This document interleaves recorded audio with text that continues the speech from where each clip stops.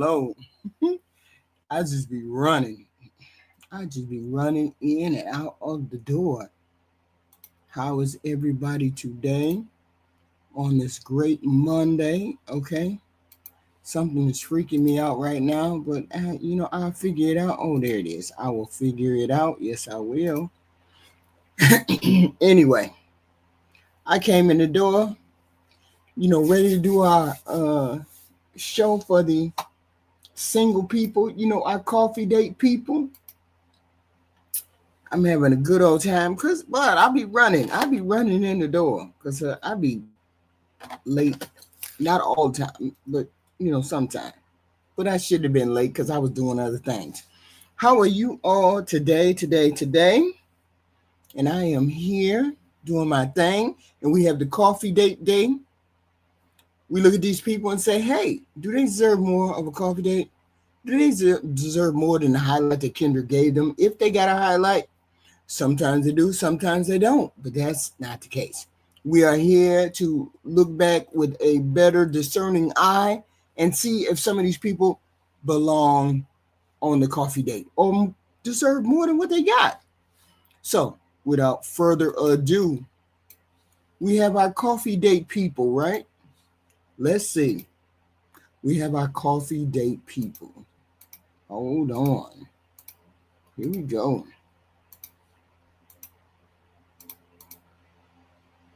Our coffee date people. Here we go. Bring the camera up a little bit.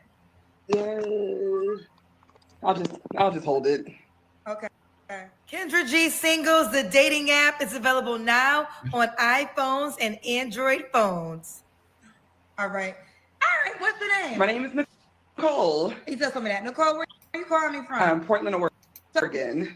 So you was here when? I think it was in 2023. 2023. Oh, that's 2 years ago. Yeah.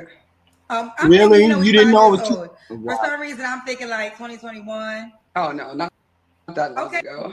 So you have an update? No. Oh, hello. Update, looking for somebody. Okay. Well, let's take it from the top. Nicole, Portland, Oregon. You called me in 2003. How old are you, love? I am 39, almost 39. 40. And what do you do for a living? I'm a regulatory compliance analyst in banking. You're what, honey? A regulatory compliance analyst in banking. Right. Regulatory complaint analyst in banking. Do you have any kids? No. Have you ever been married? No. Hello, Reed. So we got Nicole, Portland, Oregon, 39, regulatory complaints analyst in banking, no kids, never married. Never married. What's the zodiac sign? I'm a Leo. Leo. Let's do it, Nicole. What kind of man you looking for, girl? Someone who is honest, knows how to communicate, kind, has a sense of humor, enjoys traveling, and just likes having a good time. Someone fun. Okay. What are your deal breakers? Definitely inability to communicate is one of them. Cigarette smokers. Not looking for someone who is not in the United States. So they have to be in the U.S. Right. Okay. And someone who's dishonest. Not too many deal breakers. Okay. And see, I'm not gonna say because she's overweight, she's having a problem finding someone. I'm not saying that because that can't be true. It's a possibility that it's true, but not necessarily that it's true. So we can't say heavy women can't find husbands or they can't find dates. We're not gonna say that. It's got to be something else. She got a high-powered job too. A lot of these women have these jobs that demand so much attention, they don't have room for a man. They don't have room in it for another person. Okay? So we can't say. More weight, less options, but that don't mean no options. You look a certain way. No real preference on looks, honestly. Taller than me. I'm 5'3", so I don't think that's Yeah, asking that's too much. easy. I think shouts to other. I mean, 5'3". I feel like most people are taller than you. I'm 5'3". Okay. Oh Jesus. So 5'3". 5'3". Taller than 5'3". So if he's 5'6", that passes the test. Yeah. Okay. Should you make a certain amount of money? I would say maybe at least 60,000 a year. Just being able to like afford to be able to travel. That's really kind of the bigger things, and we don't have to stay at the luxurious resorts. You know, I know how to find a good deal. So. Ooh, so she could find a good deal. Okay. Let's do the Kendra Cam. Sorry, my dog's like in the way. Oh Okay. shit. I will see you, girl. I don't understand. If you look, I don't understand. If you are actively looking, and you know that you're a little overweight or a lot overweight. If you know this, why don't you take the time 6 months ahead of time and do what you need to do? I mean, look, ouch. I was hoping there was a little hope on there, but ain't nobody looking for Humpty Dumpty. Ain't nobody looking for Humpty Dumpty. She got on black. She ain't got no shape. Hair all out of whack. She got a mole on her face. She don't look good above a 3. No distinguishing thing about her personality. Her job makes it so that she don't.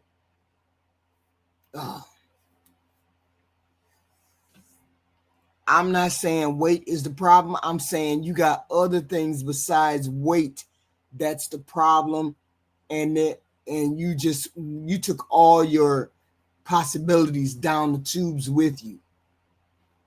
Let's be clear. A made up, bad built body with a nice set of clothing on, a nice look, feminine maybe, with some earrings, would go a long way than this right here. She's a regulatory specialist. Which means she's doing a lot of maybe contracts and stuff like that. I don't know what the regulatory person does. All I know is you can be big and still look decent. That's all I'm saying. And she failed that test. She can have a nice personality, but the personality don't mean nothing with the job she got. Okay, got you, boo. Do you want the guy to be in Portland, Oregon? We ain't got that many up here, so he doesn't have to be. So you want our guys to be black? Yes, definitely. Okay. So that means would you relocate? I'm open to it for the right person. Okay, for the right person. Yeah, I do own my home here, so it would be nice to stay in the area, but it's fine, you know. Could the guy all of her options are done. All of your wants and needs go straight in the back seat. All of your wants and all of your needs are kind of fucked up. You're going to lead with whatever this person comes and says. I'm not saying you're going to deal with everything that comes down the pike. What I am saying is, no, her job is a regulatory specialist. That's what she said. I don't know what they do. I don't know what that does. A regulatory specialist for a bank. That's what she said. So I don't know what that means. Could the guy have kids already? Yeah, I don't mind. I'm almost 40. Me having a kid, I'm cool, you know. So if he already has kids, it's okay with me. Probably no more than like maybe 2. And, Okay. you know, and they must have a relationship with their child. That's my only thing. If someone has kids, you have to be an active father. Okay. Now, when you say what is wrong, I didn't say. I said there are some women that it don't matter what, you can be heavy or skinny and still be in the category of dateable. She's not. She's heavy and she ain't in the category of dateable. Okay, because she's not ready or anything to date. Now, do you want kids, or you say you don't want kids? I'm on the fence, but my biological clock is almost out, so I'm not tripping if I don't have any kids. Listen, Open to I adoption know as well. people hate when I talked about this on the radio, but all ladies, if you want children, freeze your eggs. She and perfect. yes, I'm Yeah. saying it because we are in a new time. Excuse me. Absolutely. See, back in the day, women, we wasn't working, child. We was baby machines. Okay, we was having kids. There wasn't Right. no birth control. Women was having kids at 21. Y'all make sure y'all hit that 19, like button. 18. Okay, Although that please. still happens, a lot of women who have careers, they're waiting till later in life when they're I more mean, she said situated she regulatory financially. specialist. So freeze your Regulatory eggs. specialist. Freezing your eggs is going to give you the opportunity to have kids at a later date when you can meet the right person. I've meet the right person, so be it. But if you don't, you can always have that assurance. Now, do it cost? Yes, it costs. But y'all taking flights on vacation, y'all buying purses and expensive bags and all of that. If motherhood is something you really want to do one day, freeze your damn eggs. Yeah. And that's it. I'm cool with being the fun auntie. No problem. Oh, okay, well, she don't care. That wasn't fun. All right, what was your last relationship, Nicole? She ain't cool with that. She ain't cool with that. She ain't cool with that. She just ain't found nobody that want to get her pregnant. I would say end of 2019. 2019. Okay. You don't have to answer, but I'm gonna ask. When's the last time you was intimate with someone? Respectfully declined. My page is private. Don't like people in my business like that. Okay. And 3 flaws you have to work. Why would you even concern yourself about who being in your business? You ain't got nobody in your business. That's what you're trying to do. You're trying to get somebody in your business. I really don't understand that. If you looking for a husband or you looking for anybody, you looking for this, that, and the third, why would person, I get it. Some people gonna make their page private. I get all that. But why would you make your page private if you're looking for a husband? Why wouldn't you put the offer out there on every human being out there? Why wouldn't you do that? I don't understand. Why would your page be private? Hey, Black America. Good afternoon. Hello, people of the chat. I think we, and Miss HQ, I think we got a little truth out of you today. I am so happy. I got a smile from ear to goddamn ear. I got a smile from ear to goddamn ear. You finally said it. A bitch is ugly and her options are few. You finally said it. You didn't say it like that, but I mean, you finally said it.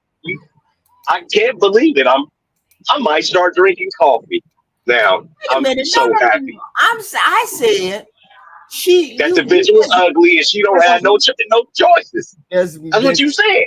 Yes, there's options. The options are limited. The options are very limited for somebody who is overweight, somebody who is their face is less than a 3 or 2, and they are taking no time to dress themselves up in any way, shape, or form. She don't have no makeup on, no earrings on, hair not done. She's not concerning herself at all about trying to attract any person. So yes, her. Okay, so I got a question for you. Okay, yeah. I got a question for you. Now you have seen me, right? You've seen me, right? Right? Do you think that if I met this girl, I would have any problem having sexual relations with her?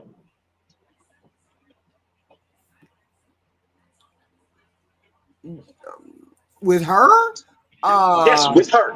If I flew up to Oregon today and just ran across her, do you think that I would have any problems having sex with her? You would receive with her. You probably would receive some resistance, but it wouldn't take long to beat back the resistance.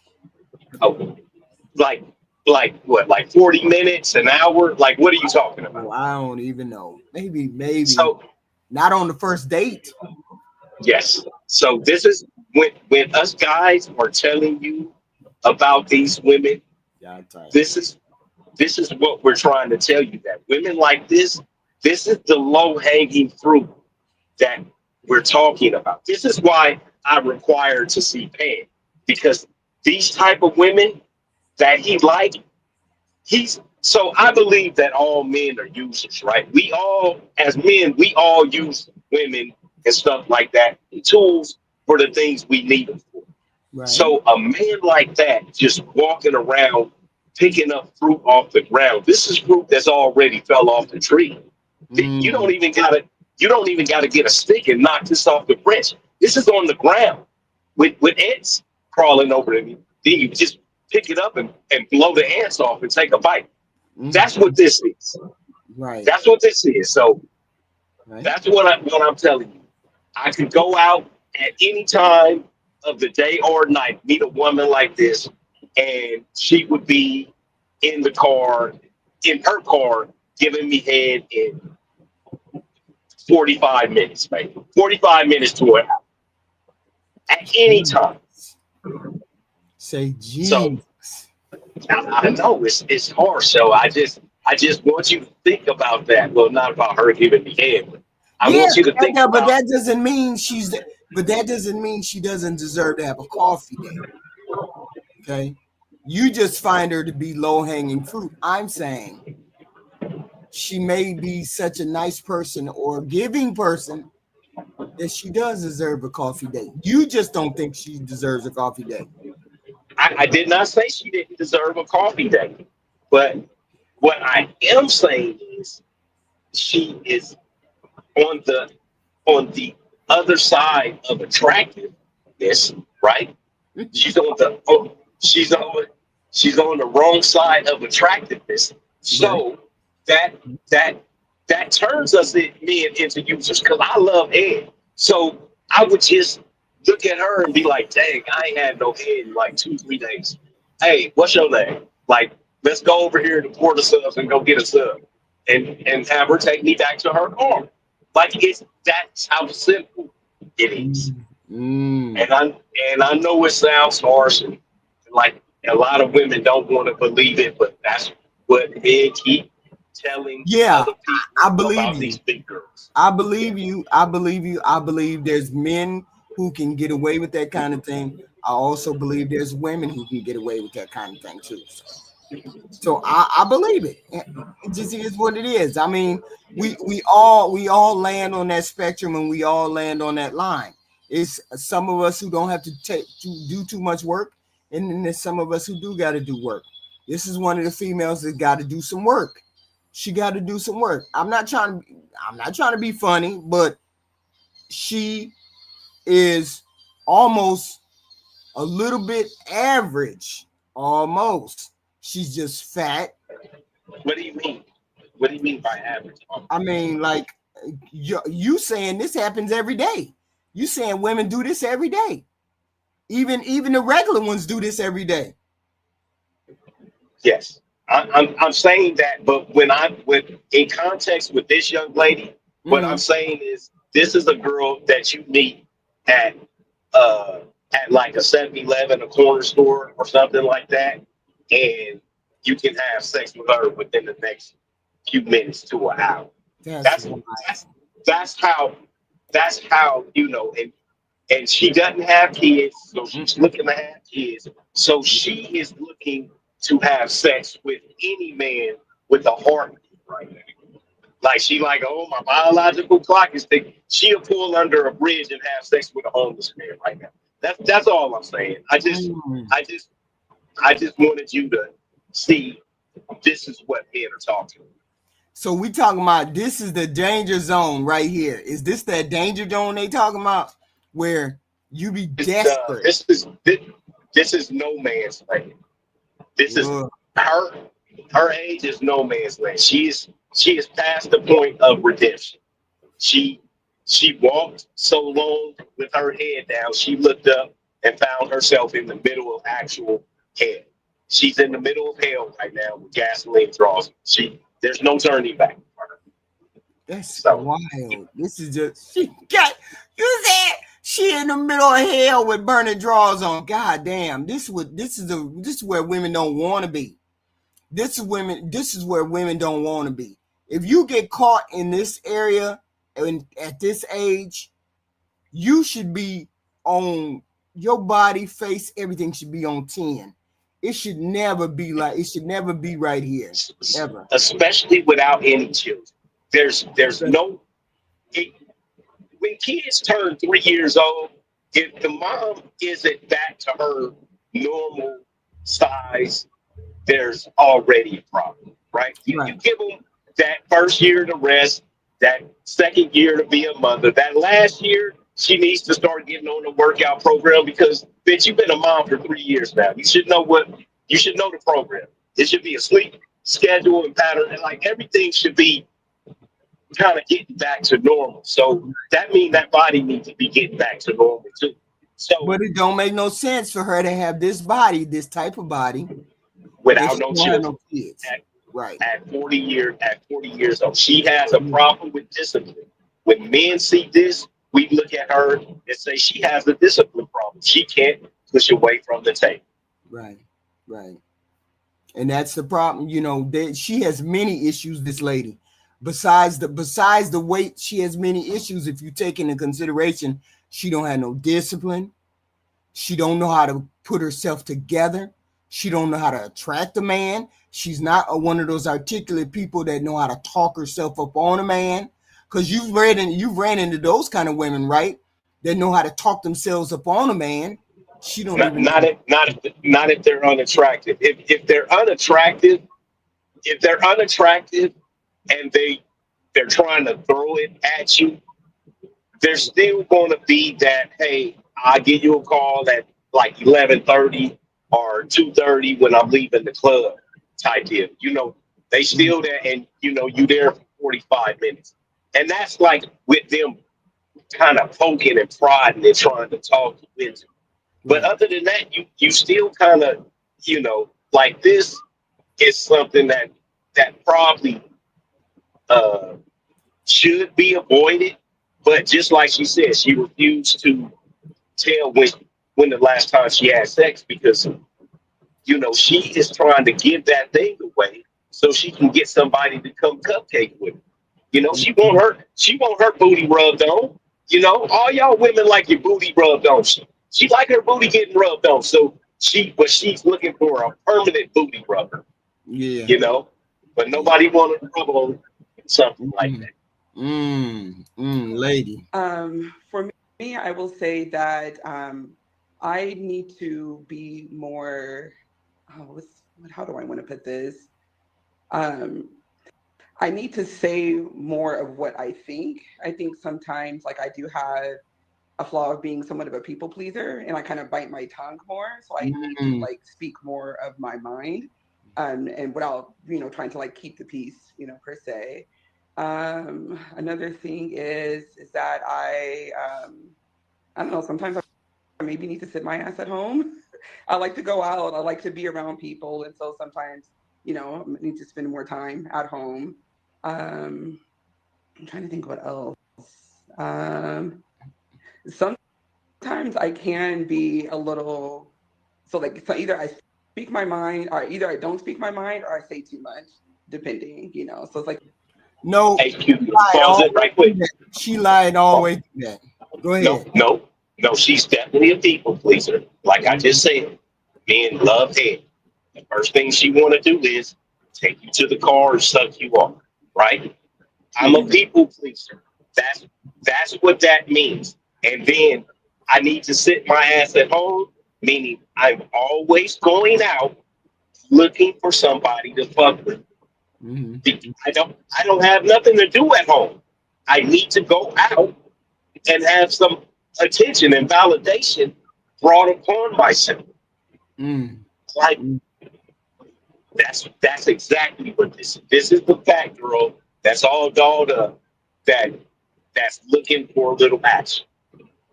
So you don't think that if you give out relationship, you don't give but you ain't giving out no dick. You saying head. This is all head. No, I mean, so this is the whole thing about it. If a woman, even a woman like this, right? If a woman is sucking you off, you're going to end up having sex with her eventually. Right. Because because they gonna start complaining. Oh, you just come over here and I just suck on it. So you gotta give them a little, you know what I mean? Just to Right. shut them up. Right. You know, hey, hear this dick, shut up. You know, and but most of the time, yes, it's you getting orally copulated. Hey, come up to my job right quick. I'll just bend over right quick. Give me some head in the car. Stuff like that. That's Mhm. what. And this is how these chicks get pregnant. This is how these big girls. That's ugly how they girls get pregnant. pregnant. That's how they get pregnant. You go over there, drunk off of that Casamigos after the club. She starts sucking on you. Get on you. She 260 pounds. After you've been with the Casamigos and she draining you, she get up there and start riding. You're not pushing her off so you could bust a nut. You're not putting on a condom. I already tell you, we all go wrong. You're not putting on the condom. That's how these big girls is ending up with these children. I promise you. Wow. And so these ladies need to. Oh, you need to watch yourself because 9 times. So you saying 9 times out of 10, if the big girls getting pregnant, they getting pregnant and they probably raising these kids by themselves because you ain't trying to be in no relationship with her. Well, the whole thing about it is, HQ, when you see women complaining about the baby daddies, they ain't shit, this, that, and the other, a lot of times it is the big girls who are disgruntled, right? Who wants to be like the niggas be denying the babies? Like, bitch, you fucking everybody. How I know that's my baby? The niggas are denying the babies. Right. The niggas are denying the women. It's because, like, you are a community box. And I'm just going over here because I'm loaded or because you like right around the corner or because I don't have to drive. You will actually spend 40 minutes driving to me and bring me some food and bring me some blunt wraps and all of that stuff. So yeah, you can come over here and get this dick and then you go home. And that's how they have it. But then once you get pregnant, no. You know, we need to vacuum that bitch out. We need to get that Uber vacuum. And they be like, no, I'm keeping this joint. Yeah. Try to tell you. Yeah.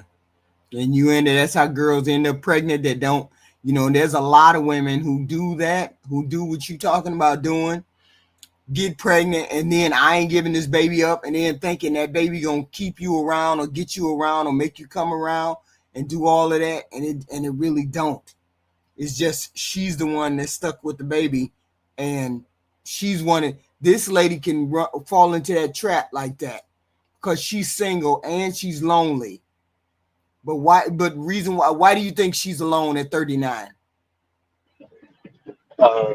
Mostly because of her unattractiveness, because she is very unattractive.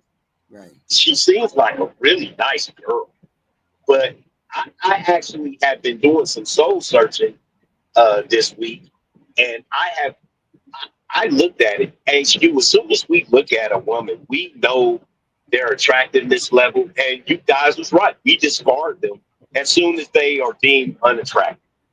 Right. Soon as a woman is deemed unattractive, I was looking at women this weekend, and I was like, unattractive. I was just ejecting the bitches. I was ejecting the bitches like I was James Bond, and they was in the passenger seat.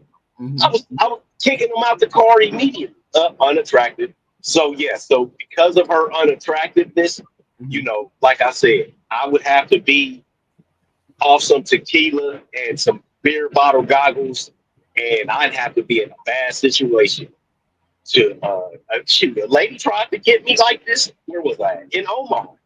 I was at one of the fight clubs. She went to the store and bought an extra bottle of tequila, trying to get me to hump on her. It's bad. Damn.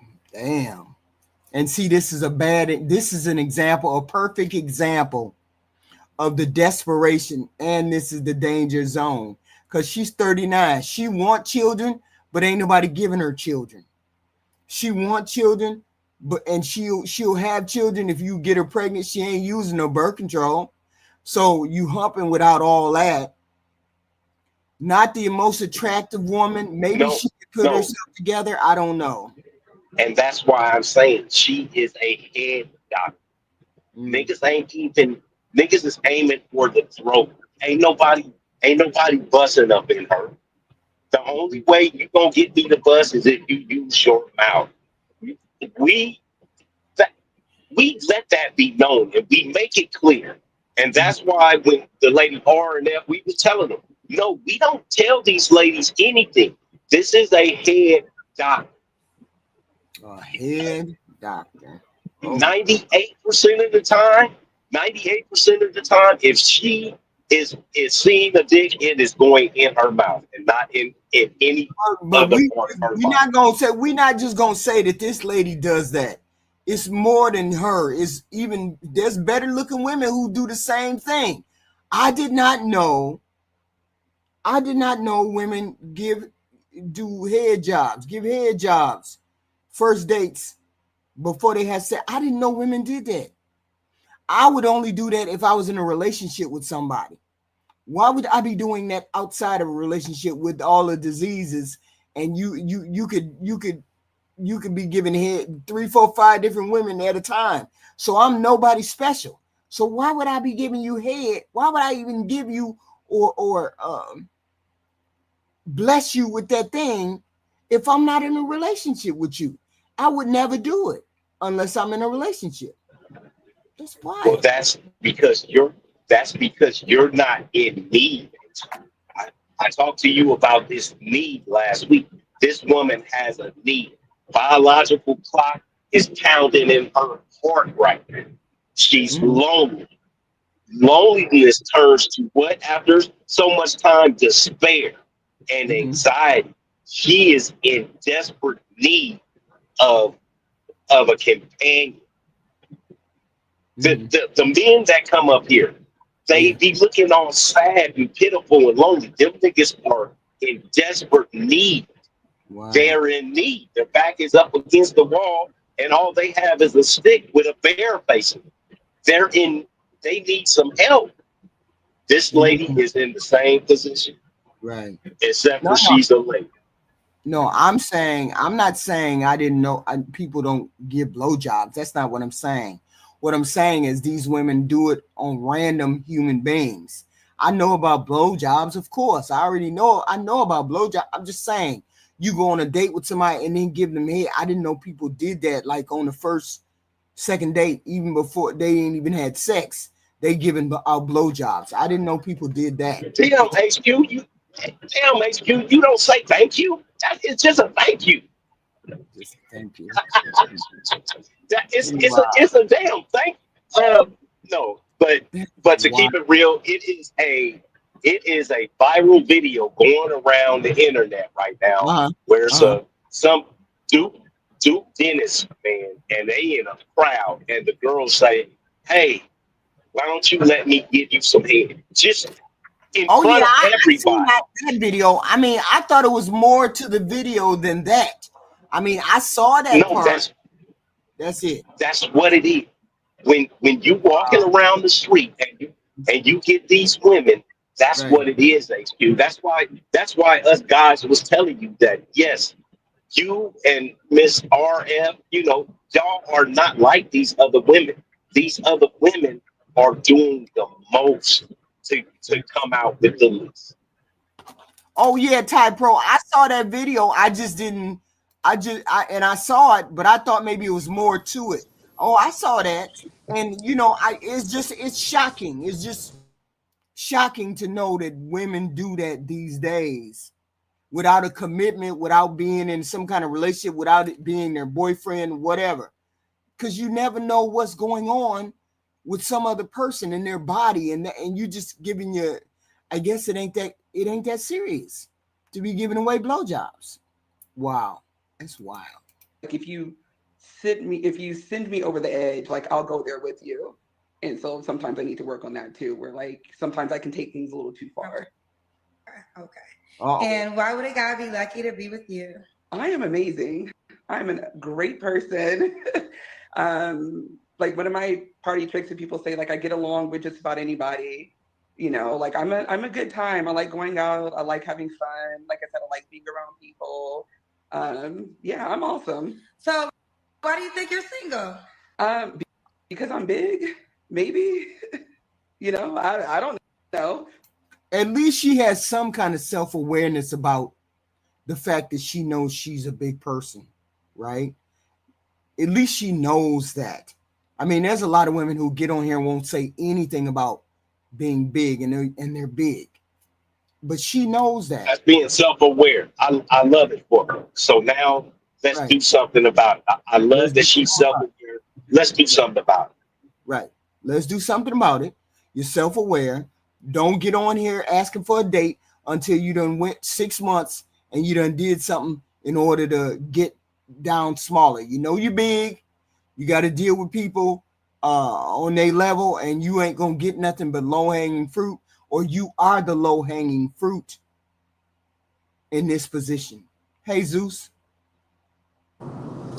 How we doing, HQ? How we doing, Black America? Hey, what do you have to say on this lady? How we doing, Chad? Before I even start, you know I love you. You know I love you.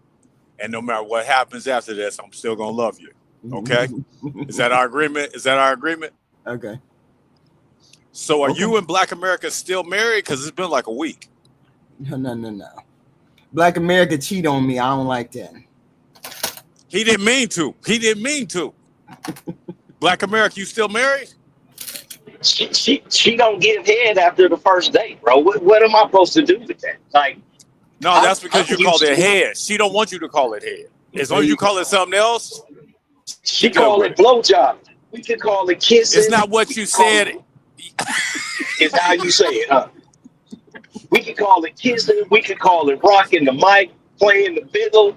I don't give a damn what it is. If I take you to Chipotle or El Pollo Loco or Tony Romo, I want some fellatio performed. I need to see why I'm going to keep spending money.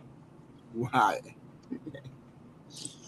Black America, by the way, you owe me a cup of coffee. You had me laughing so hard I spit the whole coffee out and had to walk out the room. But we're going to take that up later. Yes, he did. Bless your heart, brother. Hey, so this type of girl, in my opinion, has a problem what's called off and on. So I'm just going to make up a scenario. She's the Oprah Winfrey at the office. She shines. She's amazing.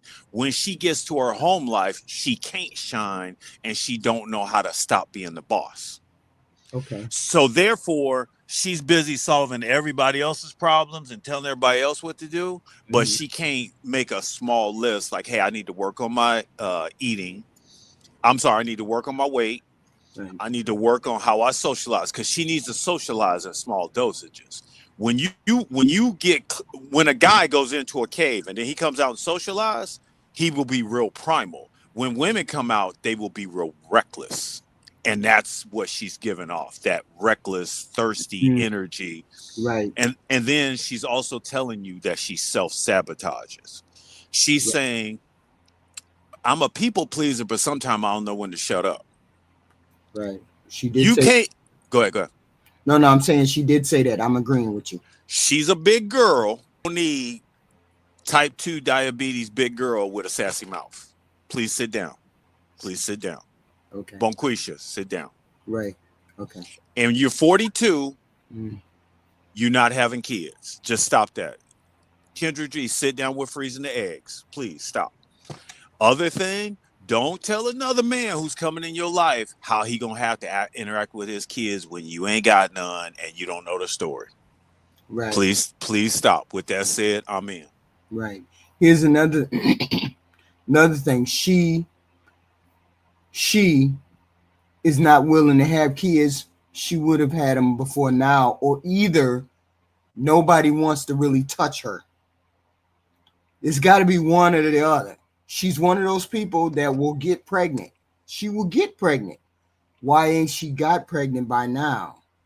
Because she's either not having sex and nobody's touching her, or she just repulses people one way or the other. I can't really tell which one, because she's not HQ, that's not true. That's not true. men will have sex with her. I've seen men have sex with worse. Okay, men will have sex with her, but it is absolutely the kind of sex that men are going to have with her. She has no. This is not the kind of girl that you're going to go and spend the weekend, or you're not even going to spend the night and even have breakfast with this type of girl. This is not, this is a hit it and quit it. This is, when she fall asleep, and if she fall asleep on my arm, I'm gonna pull out my pocket knife and cut through the bone and tissue so I don't wake her up as I'm sneaking out. That's what type of girl this is.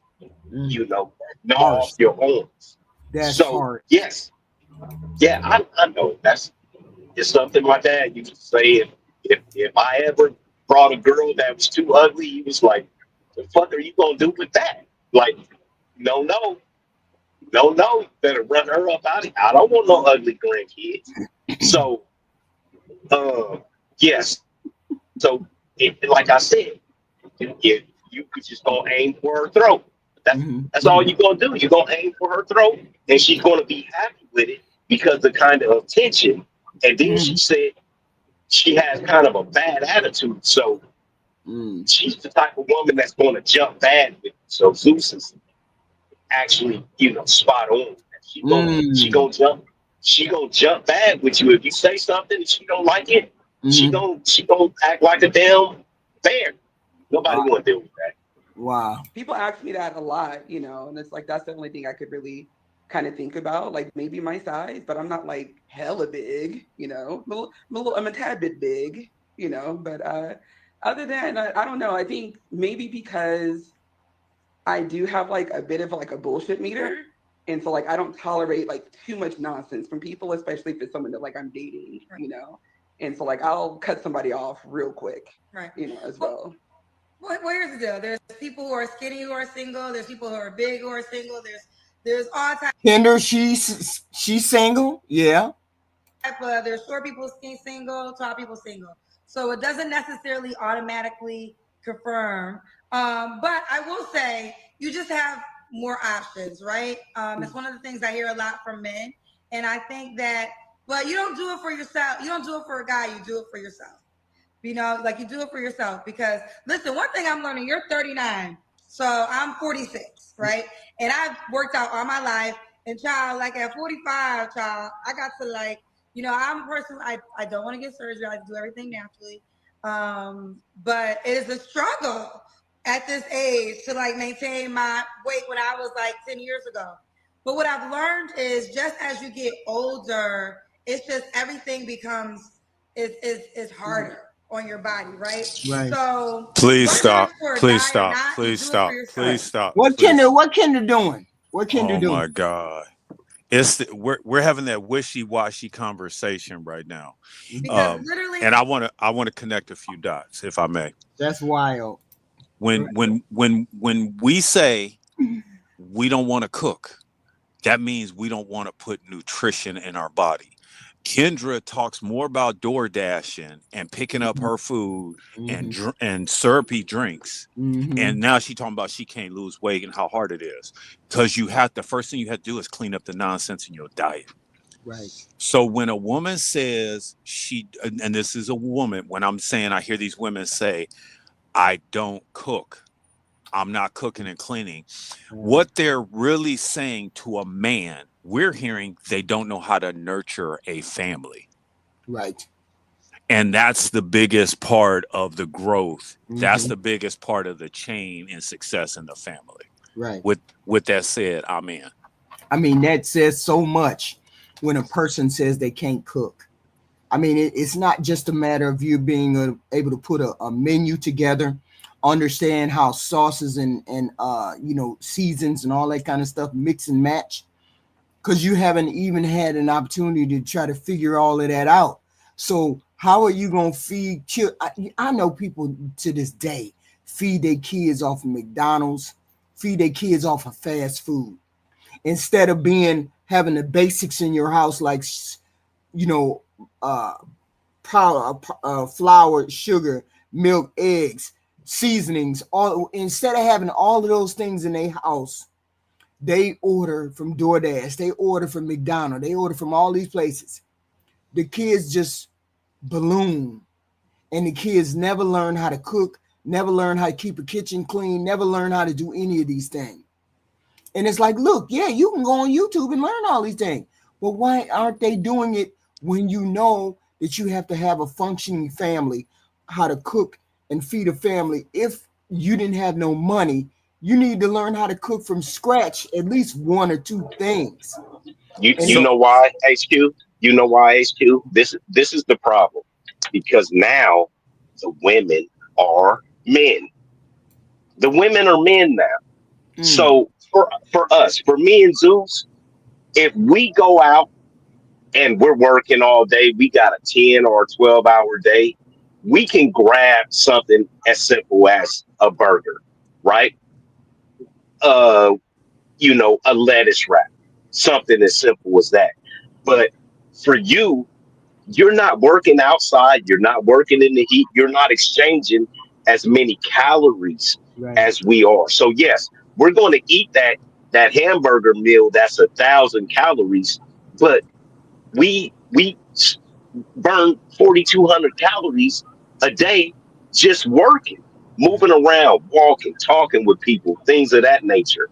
The sedentary lifestyle of our jobs as men and as women, what we do, and there's no shade on women's jobs, but they're just, the nature of them is completely different. So they're making the money, so they're doing the same things that we're doing. Yeah, they're sitting in the cubicle. But their problem is women have these high-powered jobs, or they have these jobs, and the only thing they do is go to McDonald's after work and then go home and lay up. There you go. Instead of the routine should be like, my routine is, I might go when I went to work, got off at 2 o'clock, 3 o'clock. I would walk for a whole hour. I would speed walk, power walk for a whole hour. I had the gym shoes and stuff in my trunk. I just whatever I had on, I would power walk for a whole hour every day. Power walk. And then I would write down everything that I would eat until I got to the point where, you know, I do the intermittent fasting that I do. Before that, I would write down everything that I would eat, but I would make sure I get that hour-long power walk in. These people aren't doing any of that. They just going to buy them some McDonald's, going to buy them some KFC or whatever, and then they coming home, and then that's you care about your figure and the way you look. Most men, me and Zeus, not saying we're bad looking guys, Lex, we're not bad looking guys, Jay, we're not bad looking guys, but we don't care about how we look in that aspect. We don't have to. You see what I mean? Women, actually, you have to care about your looks, because we as men are the buyers, and we care about how you look and how you present. Her hair is a mess. She needs a fucking perm. She needs a perm, or she needs a silk press or something. You know, I like beautiful women. Natural, okay, your natural hair, but it needs to be perm or pressed or wrapped up or braided. Something needs to happen with it. Right. And this lady didn't take the time to do any of those things. She didn't take the time to do her hair. Her hair is not done. Her no makeup whatsoever, no earrings whatsoever, no, not even dressed correctly. Who is going over there to talk to you, lady? And you look like that. Never mind the fact that she's overweight.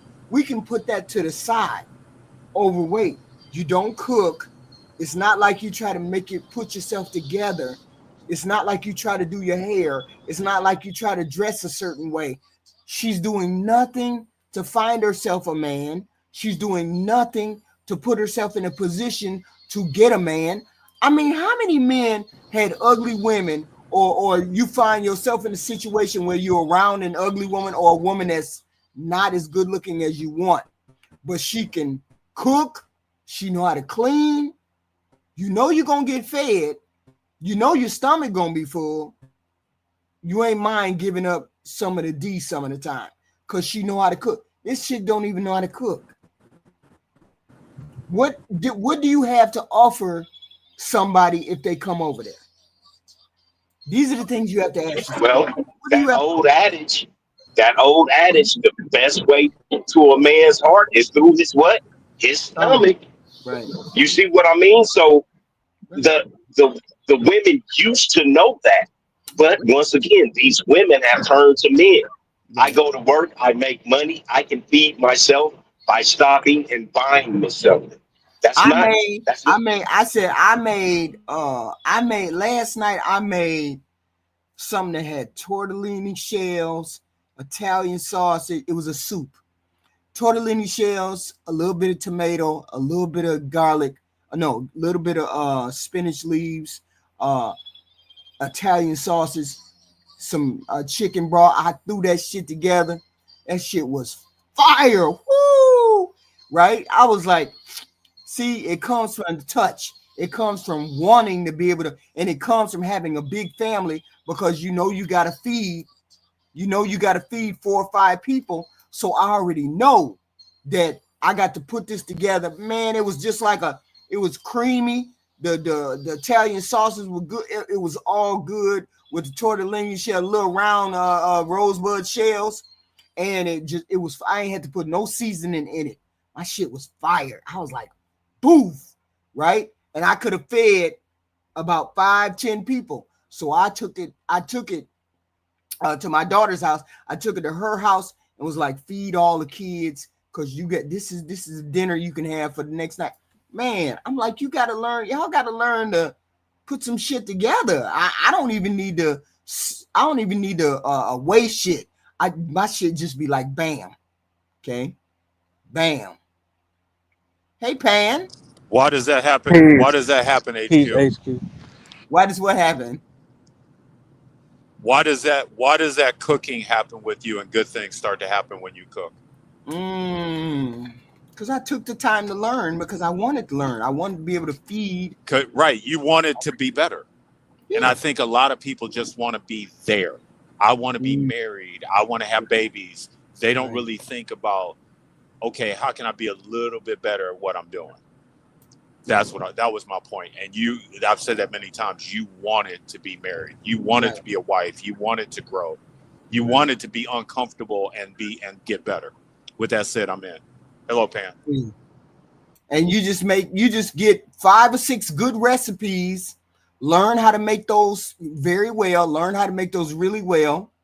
And then you will learn how to make variations of stuff. Instead of spaghetti, you'll learn how to make the tortellini soup that I made last night. You'll learn how to make bread from scratch. You'll learn how to do all those things if you just get yourself 5 or 6 good meals that can put some meat on somebody's bone.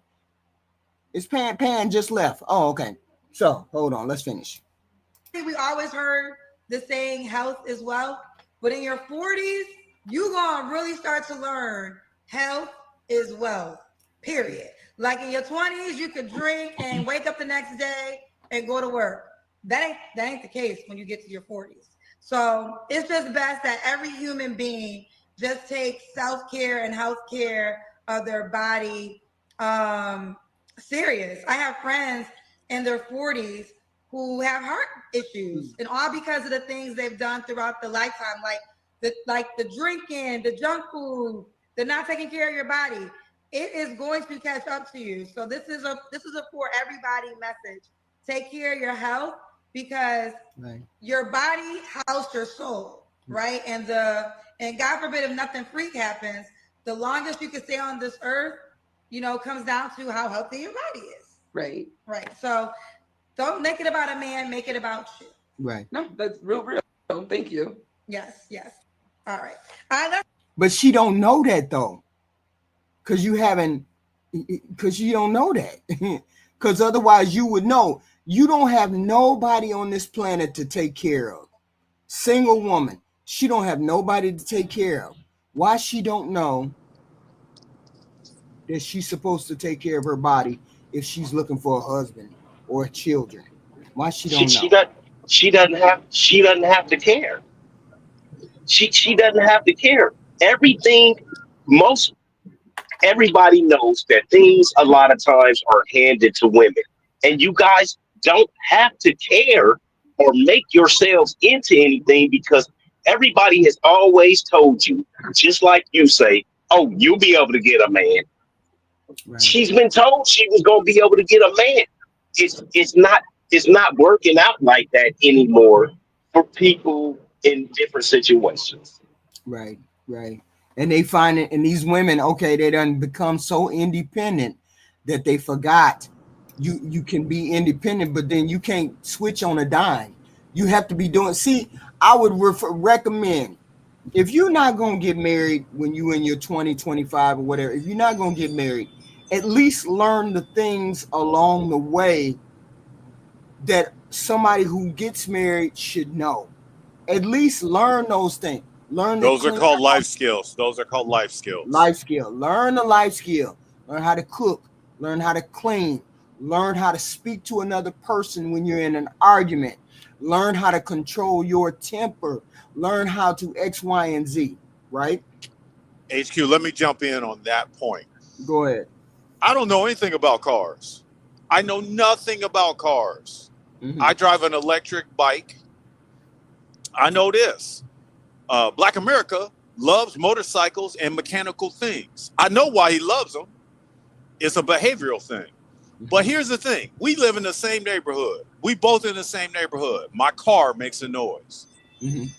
Black America only gonna put up with that for so long. Then he gonna be like, hey, man, you need an oil change. But he not gonna say it the way I think he should say it. He gonna say it his Black America way. Right. But that brother ain't gonna let me keep driving my car without my oil being changed. Eventually, he gonna walk over there with his tools and be like, hey, you knucklehead, come here, fool. Let me show you how to do this. Right, right. Now, that's him being a community guy and helping me out. He don't have to be nice about doing it. He trying to save me $3,000 and my engine dropping out. I have to be smart enough to realize I don't know anything about mechanics. Let him help me his way. And then if I let him help me with the kindness, he'll say, hey, man, you need to do this like every 3 months. Hey, man, I got a boy over so-and-so. He can't give me more tools, but I got to walk through the fire. Her as a female, she doesn't have other women who are coaching her on her femininity. Right. And that's what you said. If she had someone in her life that she saw like every day or every other day that was a female who had herself together, who put herself together, who put an effort in, she would look at herself and say, damn, she got her nails done. Damn, she got her hair done. What is this shit she's presenting on here right now? What the hell are you presenting? Who is going over there? Okay. And that's when you hear me say, those girls don't have friends because they don't make the effort. Your friend is not the person who likes you right off the bat and thinks you're amazing. Sometimes there's a person who gives you help when you don't think you need it. See, Black America, was I close? Was I close? This is where I want to disagree with. Women don't make friends like we do, bro. They don't make friends. Our friends as men are long-term friends.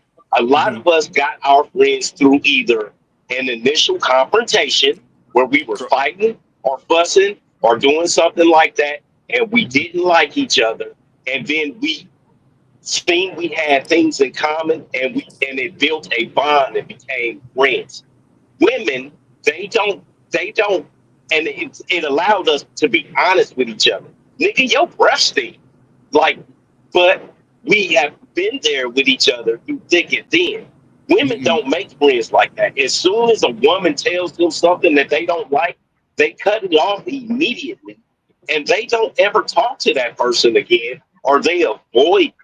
Yeah, but what we do is if we're in the room, if we have friends and we have 5 friends, we got girlfriend, we watch what they do, and we try to copy that.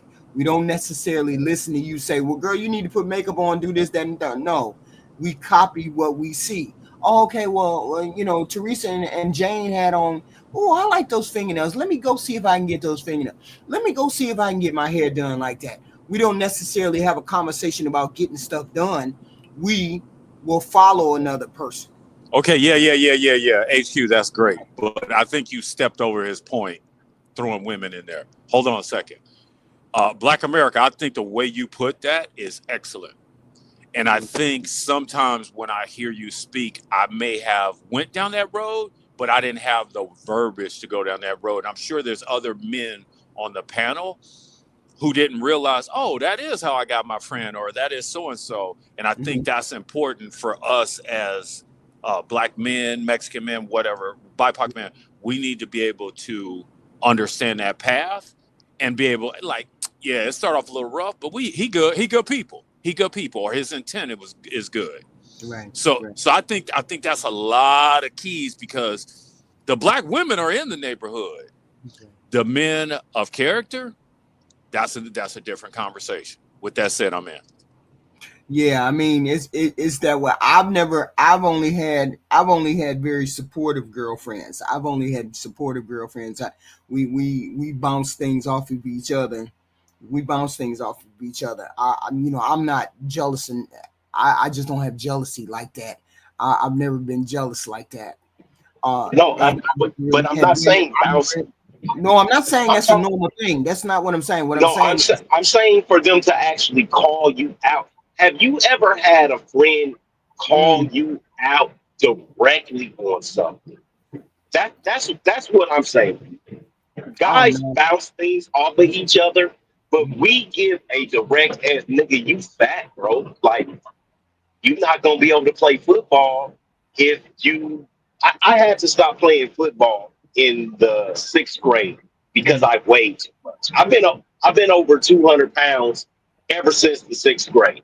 I was a fat little roly-poly. And my buddy was telling me, bro, you gotta slim down or you're not gonna be able to do this in life. So this is a part of it. And I was mad and crying and upset, but it was criticism that I had to intake and swallow and digest, and then come back and interface in a new different way and say, you know what? If I want to play football, I have to be healthy. You know what I mean? It's 120 degrees in Vegas. I can't be running out here in the heat and pass out and die. You know, so it's just women don't call themselves out on their bullshit.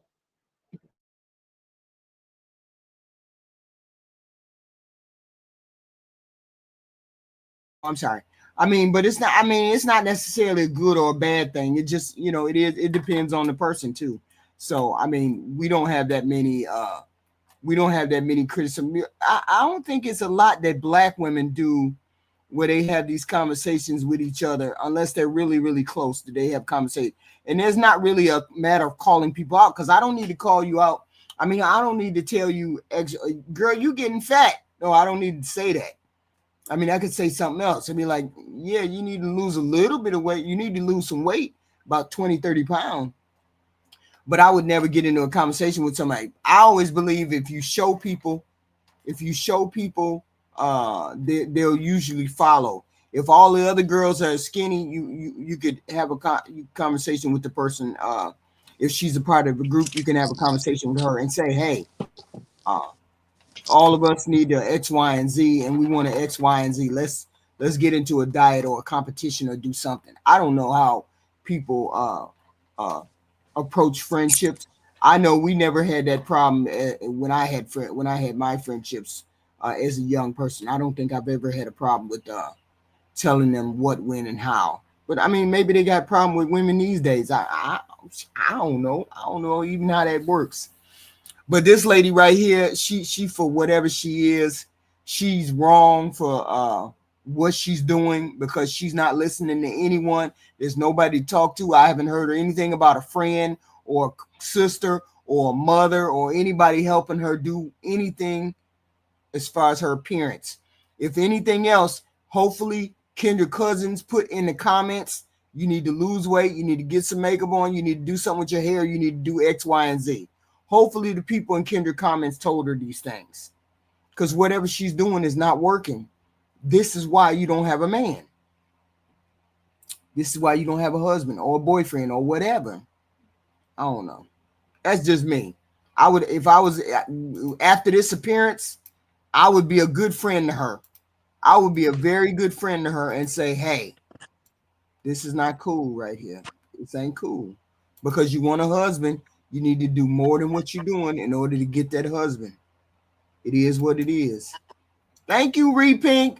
Remember, 7 months, hit the like button. Super chats are great. Thank you. Erica's Corner 199 supporting the show. Thank you very much. And Darkstar 1485, member for 2 months. Happy Monday, everybody. Thank you very much. I appreciate it.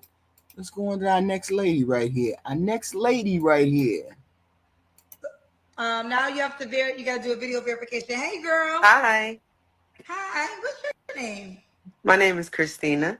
Christina, where you calling me Christina. from? I'm in Texas right now, but I live in Tennessee. Tennessee. How old are you? Kendra G Singles, the dating app, is available now on iPhones and Android phones. I'm 35. 35. And what you do for a living?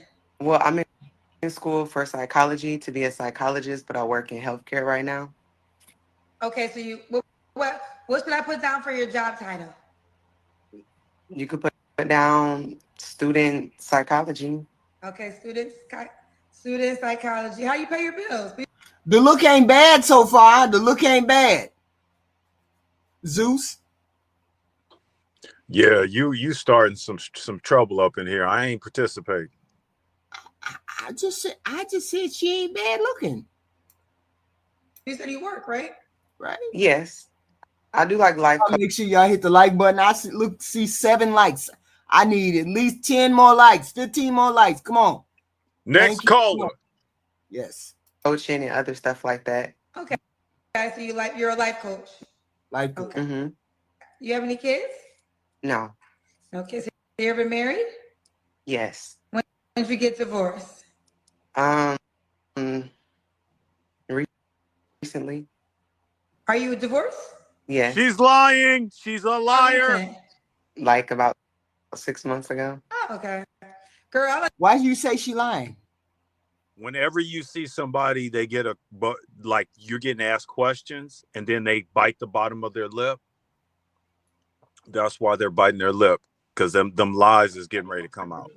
Oof. Right. It's a glitch. It's a glitch that people have looking. I think it's up and to the left, right, Zeus. It's different Yes. ways to tell when people are lying, and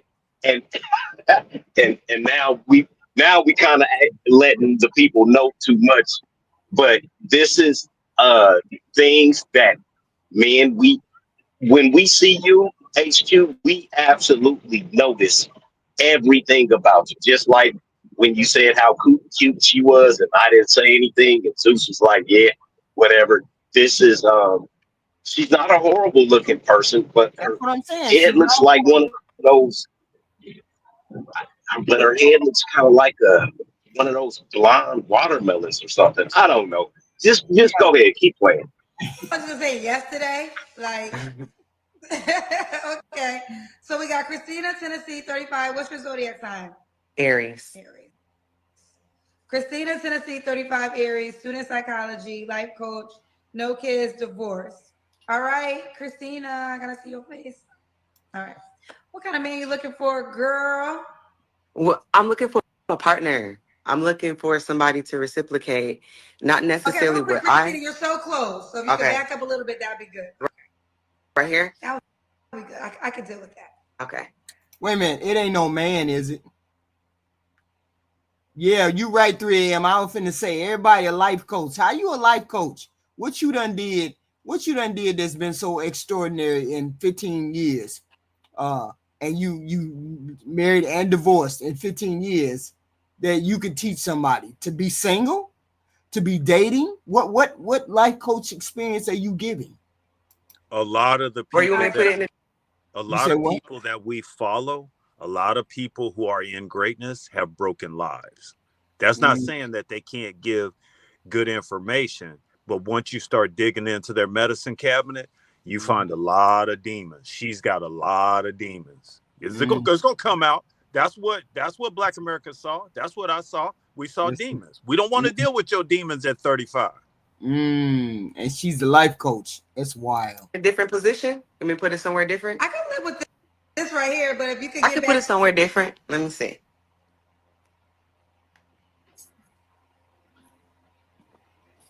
Does that work? Okay, yep. All right. Okay. So Christina, let's take it from the top. What kind of man are you looking for? I'm looking for a partner to reciprocate basic. Why does she keep pronouncing that word wrong? Why is she doing that? But yet you speak. I believe Tennessee has a bad public school, so it could be that. So just let her speak. Let's see what's going on. Okay. She looks better now that she's further away. Up close, up on the thing, she looks horrible. Let's see what happens. Yeah, she's a life coach, but she don't know she's speaking incorrectly. Basic things: respect, honor, commitment, loyalty, partnership. Okay. What are your deal breakers? African men. Yeah. Okay. Does it not matter where they are? If they're in Africa or America, just no African men? No. No African men. Okay, no African men. Okay. I've heard that more than once. What's wrong with the African man? Has anybody found out why do people say that? African men. So Black Americans are the richest Black people on the planet, right? Okay. So when women are talking like that's like when you say I can go to Africa, you don't want no broke man.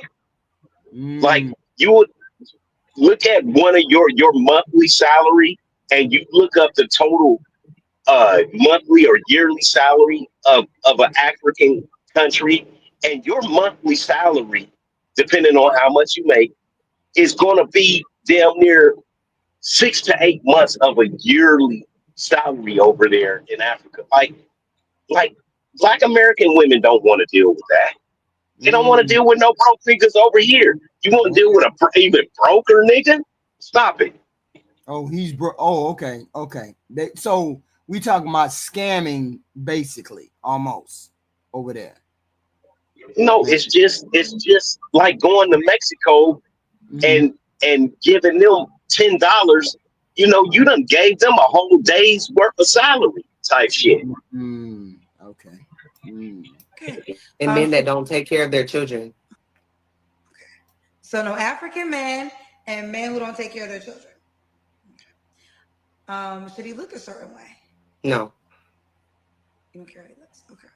Should he make a certain amount of money? I got a question. What? I got a question. Go ahead. How come Y'all hit when that they like talk button, about please. babies? You said what? How come when they talk about babies, Kendra always jump in, and when they talk about being strong and single, Kendra always jump in, but when they talk about African scammers, Kendra never jump in? I'm just asking questions. Next caller. Because Kendra's preference is African men. 3 flaws you have to work on. 3 flaws I have to work on. I talk a lot. So I need to learn how to well, you know what? No, I don't need to work on that. I like talking a lot. So I would like to be around somebody that's okay with that. So 3 flaws. I need to not give as much grace to others. Let's see. Flaws within myself. I can't think of any at the moment. Not saying I don't have any, because I'm pretty sure I do. I just can't think of them at the moment. Good job. You know what this reveals? I mean, flaws is more so like I'm a manifester. I try my best to only speak positivity. I work on myself all the time, and I do the work within myself. So I'm not saying that I'm not flawed. I'm saying like I don't speak of flaws, because if I sense something inside of myself, then I go and I do the work. What? I hear you. Mhm. But what it shows is Okay, this is What? that okay. Before, part. Wait a minute, hold up. What? This is part. Manifest. This is I that love that word. when we say we don't want.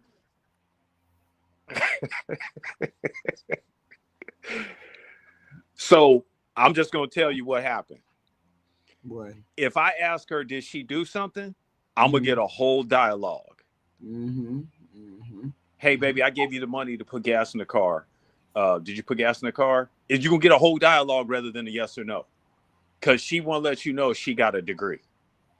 But to just help other people, she's probably great at helping other people, but she's not great at helping herself. That's why she can't find no flaws. With that said, I'm in.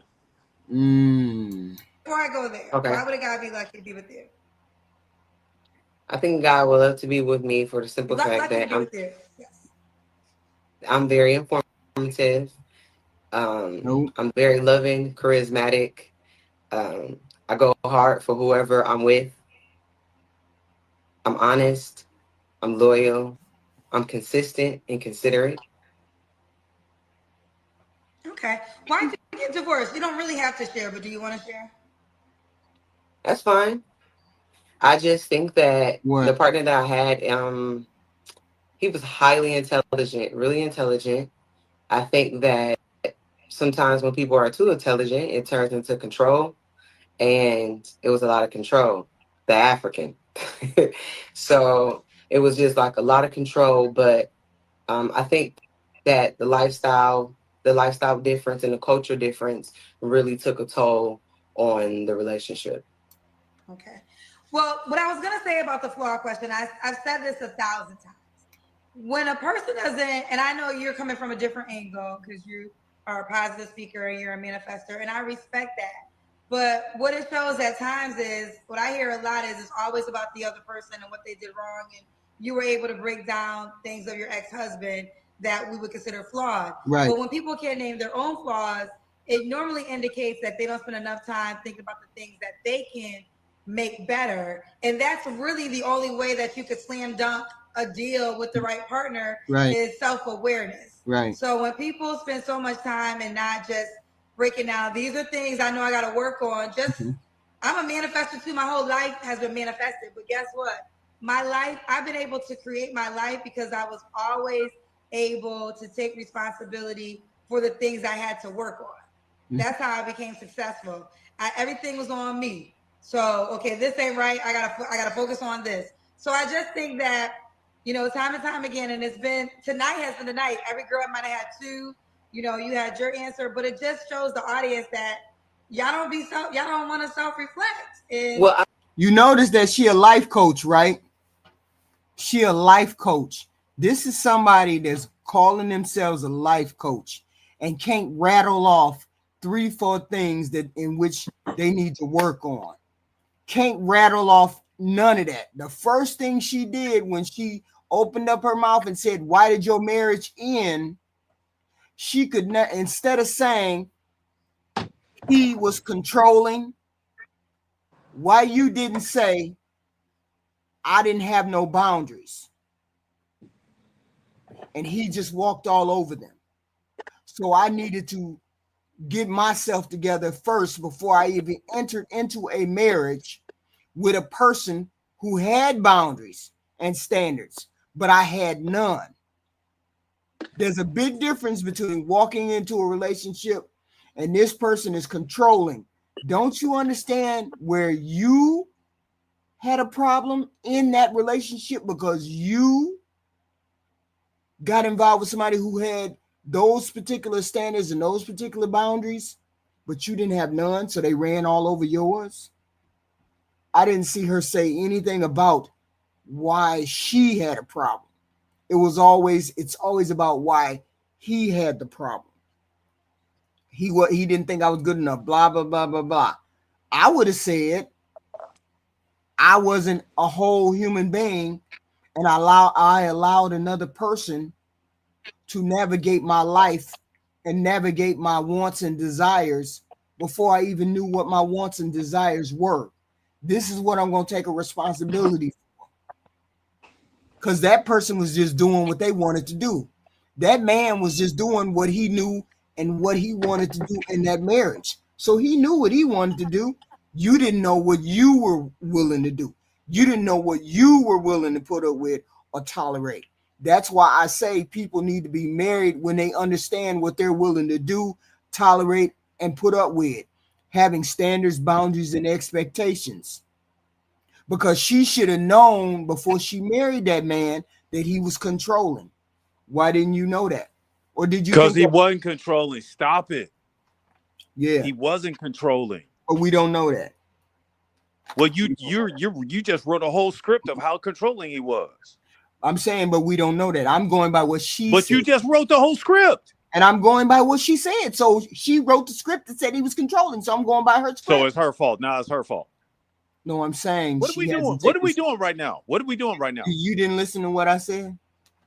No, I'm not listening. No, You I'm not didn't listening. listen to me 'Cause say I'm that not she- listening to crazy. I'm not You listening didn't to listen to crazy. me say she didn't take responsibility for her not having any standards, boundaries, or expectations. Right, and then he became trolling. He became controlling. How is he controlling No. if she doesn't have boundaries? No, I'm saying she said he was. Did you not say he was controlling? Because she said. No, did you? I didn't ask you all that. I didn't ask you that. Did you say he was controlling? Because I said I'm going by her narrative. I can't go by Okay, his. my point is she's lying. What happens is when you get two intelligent people, the cornerstone of learning is what? It's listening. Mm-hmm. When you get a higher level, people become chirpers. He said, hey, we gonna go do this. She said, well, why don't we do it this way? That's what she's talking about. Everything became a debate. AKA, if it's a group of guys, we call that battling dicks. Okay. A guy doesn't want to have a woman who thinks she's so smart that everything she has to have a comment on because she's going under the banner of strong and independent. That's what Okay, this lady is doing. So, why didn't she know that before she married him? What? Why didn't she know that? Okay, you didn't listen to a word I said. Oh see yeah, why I you did. don't like Oh, I America definitely marriage. did. I definitely did. I said that. Why didn't she know she was this type of personality before she married the man? No, she knew she was that type of personality. But a lot of people, what you doing? You're gaslighting right now. A lot of people don't know the simple element is being able to see 6 steps up. Am I going to win this little bitty argument and then kill the night? Or am I going to be quiet and we're going to have a great night? all right, so you already into the night. I'm saying before we even got to the night, why didn't you know? Why didn't you know you and I would not be compatible with our personalities? Why didn't you figure that out? When women want to get married, they doing everything because they want to make the team. Once they become married, it's you're not going to tell me what to do. I'm my own person, blah, blah, blah. And they start reading other people's narratives. Mm-hmm. I have a buddy, married 15 years. His wife listens to single people Right. versus them having date nights with other people who are married, with an older set of people, because there's little things that fell through the crack that the older people already done figured out. And gaining that knowledge is more helpful. There's a reason you saying, why didn't she know that in her marriage? There's a reason she's 35 and she's still in school trying to be a psychologist. Because when she get out, what? She's a life coach. Okay. People paying She's her. probably great too. No, because a lot of them that are great have messed up lives. That's all I'm saying. This is part of why marriages don't last, is because you have a suit on or you have a mask on, and the mask is, you have a mask on and you're not really revealing the real self. Most people don't reveal themselves, the real self, until at least 2 or 3 weeks in or a month in. And the problem is some people are good at pretending that they can live with X, Y, and Z when they really can't live with X, Y, and Z. I'm not saying it's all her fault. I'm not saying it was all his fault. I'm saying he was controlling, and you had to have known that before you married him. Well, let me take it another step further. I agree with you. I think you're amazing at your ability to see that. I think it's amazing that other people can see that. But here's what I want to say. The best fitness instructors have a trainer. The best CEOs, the best life coaches, they have a psychiatrist or psychologist. Yeah. I guarantee you, she was in a program where she had access to that, but she didn't work on that. She can talk herself about anything. Bingo. That's what she did when they asked her, hey, what's your flaws? In order to go to see a psychologist, in order to say, hey, I need to be better. Example I just gave. If Black America was helping me change my oil and I didn't know how to do it, what conversation should I have? Nothing. I should sit there and hold the light, and whatever he tell me to do, I do. And I record everything with my mind. Right. But a lot of times when we should be in teaching mode and listening mode, we're in chirping mode. And that's a software issue. Yes. With that said, I'm in. Yes. I think when we ask about flaws, I guess like more in depth, like what do you mean? Like what do I go in on my own stuff about? Or like give me an example. Flaws is, oh my God, how old are you? If she asked her how old she was, like, are you dumb? What's going on? You asked me my 5 flaws. I don't have no patience. I hate late people. I don't have any patience for foolery, X, Y, and Z. You should be able to rattle all of these things off. She can't rattle them off, and she's a counselor. That's the problem. That's why, yes, I can see the flaw right there. How are you? Her flaw is she doesn't know how to not be the counselor. She doesn't know how to say, hey, I'm not perfect. Here's 3 things I know I need to work on. Boom, boom, boom. And not those disingenuous answers of sometimes I just want to help people so much. I just exhaust myself helping them. Nobody, don't do that. But she will never get around because to her, it's more important to talk and say a bunch of words than actually say something of substance. Gotcha. And that's very frustrating to men. Right. Now, Kendra Kendra finna get into something. Let's see what she finna get into with this lady. Is she gonna make this lady mad, or this lady gonna become a little bit self-aware, more self-aware? Let's see. I mean, I'm saying like your perspective on what you mean flaws. Like I know the definition of flaws, but I'm saying like from your perspective. No, from your perspective, what flaw? Wow. Okay. Let's go. What are you asking for when you say flaws? Because I think that us as people, like us having flaws is more so contingent to the person that you're talking to. Wow. Because hold on, HQ. Wow. Hold on, HQ. Okay, you see where we at right now, right? I just want to look. You and I, Kendra G, and this lady in the back seat. You and I in the front. Now look in the rearview mirror, and you see what I was talking about earlier, where she says her man was controlling. Because what she's making the room more hostile by not answering the question. With that said, I'm in. She's trying to navigate around. Okay, listen. I mean, when you date people and when you talk to them, you get to learn them. So something that could be a flaw to me, I'm a reflection to whoever I'm dealing with. And I feel like those flaws, when you come in there with that, then you're able to work on those things. So, I mean, like we're always working on ourselves every single day. So, I mean, flaws, I guess maybe because I don't never actually hear people asking that question, maybe it was more so like a block in my head where I can't think at the moment, but I'm not saying that I'm not flawed. I just asking on spot. This is my first time ever seeing your show. My ex actually loves your show. And he actually like really loves you as well. That's how I found out about it. Like we're still friends, we're still cool. And he was like, she's live. And I was like, well, then let me see what it's about. Okay. Well, just real quick. So 3 flaws. If I was I have 10,000. I'm stubborn. I like things my way. I Hold on. can get defensive at Yeah. times. Okay, that I'll just stop there. But Okay.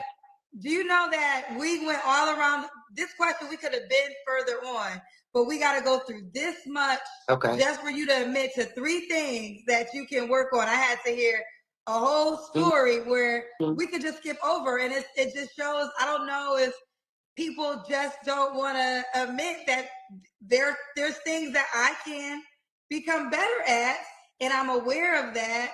And then we just go to the next question.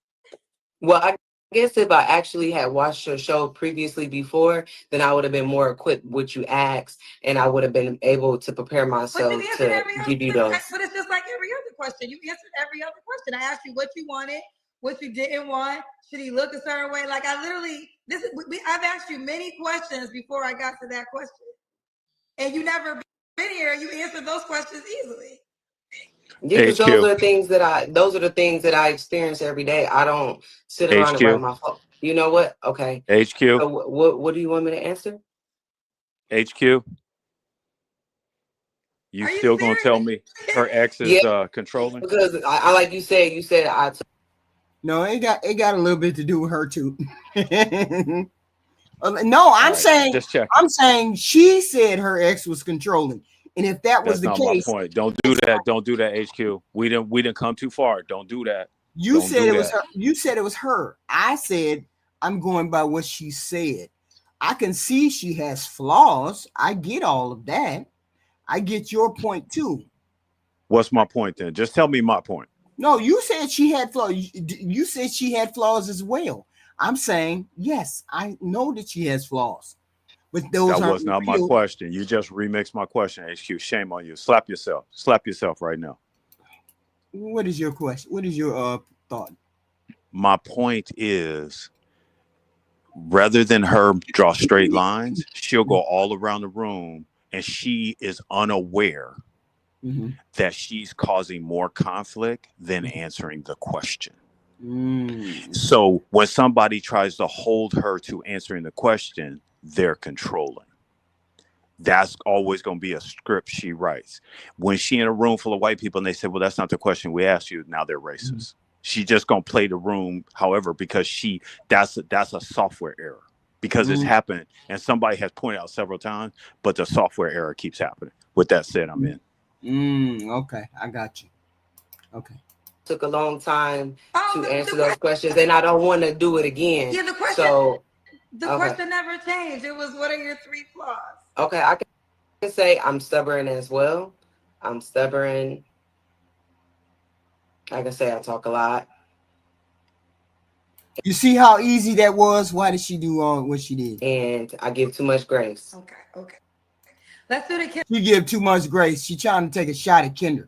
Y'all hit the like button coming in, please. Thank you very much. Trying to take a shot. Kendra Kim, I skipped that one by accident. That's when you stand up and we see. Oh, you're familiar with that. You know what the Kendra Kim is. Well, I just seen the girl right before, like when I clicked in, I seen you ask her to stand up. Okay. I guess the audience said they needed to see it again, and that's when I clicked in. Gotcha. Okay. And this is for like just the world to see? Yeah. It's the world. You don't got to turn around, but okay. We got you, girl. You good. Did I ask you? So I know your last relationship, you got divorced 6 months ago, right? Was that your last relationship? Yes. Okay. You don't have to answer. This is the next question. You don't have to answer this question, but I'm going to ask. When's the last time you was intimate with someone? That was the last time that I was with him. Okay. We did 3 flaws. And then after that question, I kind of asked it, but you can answer it again. Why would a guy be lucky to be with you? Yeah. I'm consistent. I'm considerate. I'm loving. I go hard. Like I mentioned, I go hard for whoever I'm with. And I'm ready. Like I'm ready to do the work on my end. Wait a minute. How is it her ex and her are good friends? There's no malice or madness or no resentment on either one of their sides, and they just got a divorce 6 months ago, but she's still good friends with him? What's going on? I would try to get away from him as much as possible, or her. Okay, wait a minute. So he's controlling, but they're still good friends. Yeah. Okay, what is that? Does that make sense to you? I don't want you to give me. Does that make sense to you? I would have ran as far away from as possible, so it don't make sense to me. My point. That's my whole point. What I was saying earlier. That's all. With that said, I'm in. I mean, I wouldn't. I don't understand. What? I'm ready to do the work to push the relationship to this best ability. I'm just ready to do my Wait a minute. Why are you ready to jump into another relationship just like that? Are you without any kind of work on yourself? part. Do you want to get married again? Yes, Okay. I love marriage. Okay. Can the guy have kids? Yes, I actually never been with a guy that have kids, but I'm open to it Okay. Do you as want long as he kids? take care of them. Do you want kids yourself? Yes, Okay, let's do it. So we got, what's the age range you want to date? You're 35. I'm not biased towards the age. Usually I date people like around the same age as myself, but I guess if I knew better, then I wouldn't be right here. So what do you think? I mean, she seems on the cusp of being sort of masculine, but not very feminine. And she just got out of a marriage, so now she's out there looking for another person. Y'all hit the like button, please. Hit the like button. Now she's out there looking for another relationship. People just jump from relationship, never even doing the work to figure out why. And I get being lonely. I get all that. We get all that.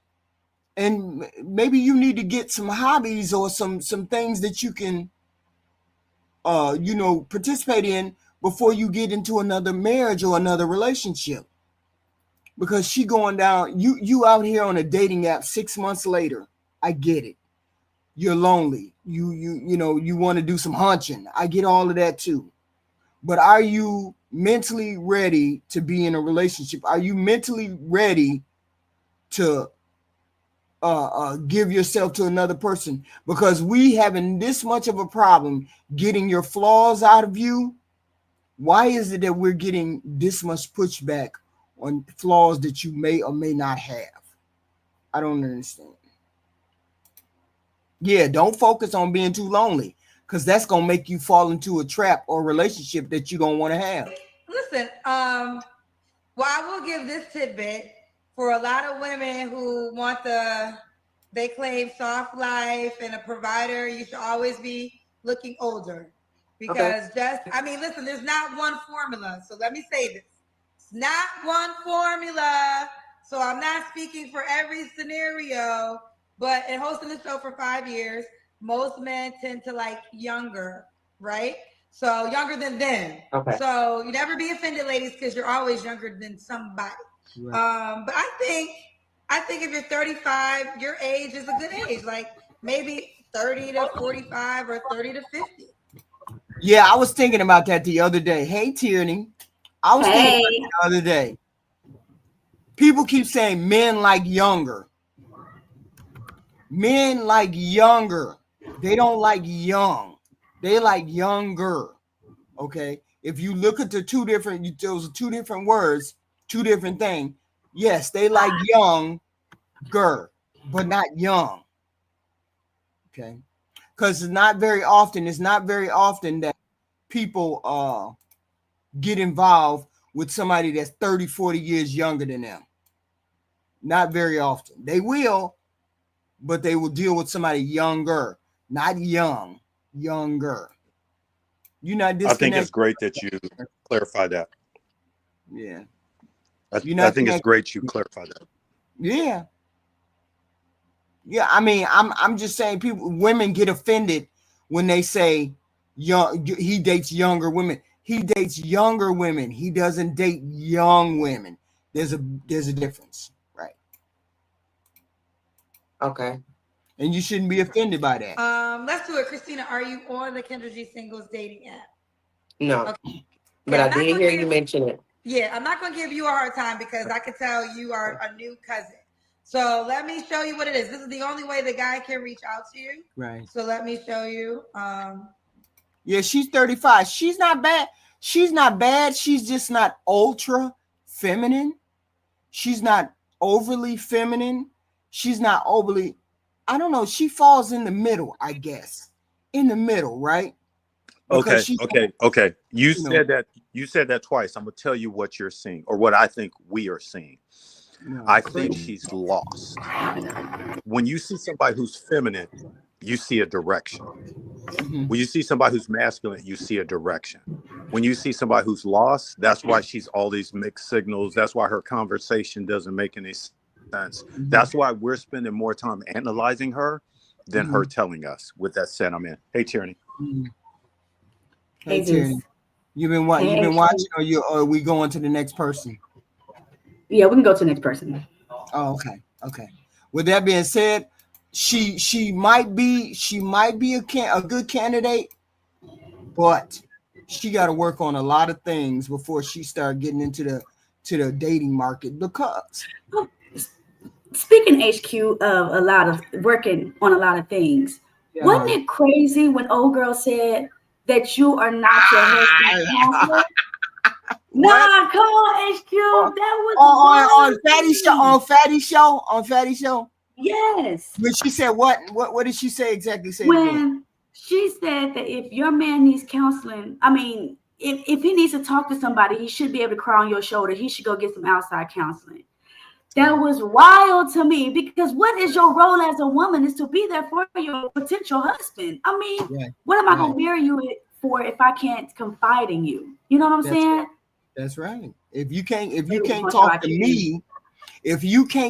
me, then why would you be able to walk out the door and then talk to another female or another human being? Right. And then I'm not the helpmeet that you're talking about. Then I'm not that. No. Okay. And I get it if there's some mental, something where you need medicine or you need medication and something. I get all that. Yeah. But you should be able to come to me and say, hey, I'm thinking of changing my job. I'm having issues at my job. I'm having these issues. You should, as a husband. Or you getting on my nerves. We need to talk. Or I don't like your attitude. Can we talk?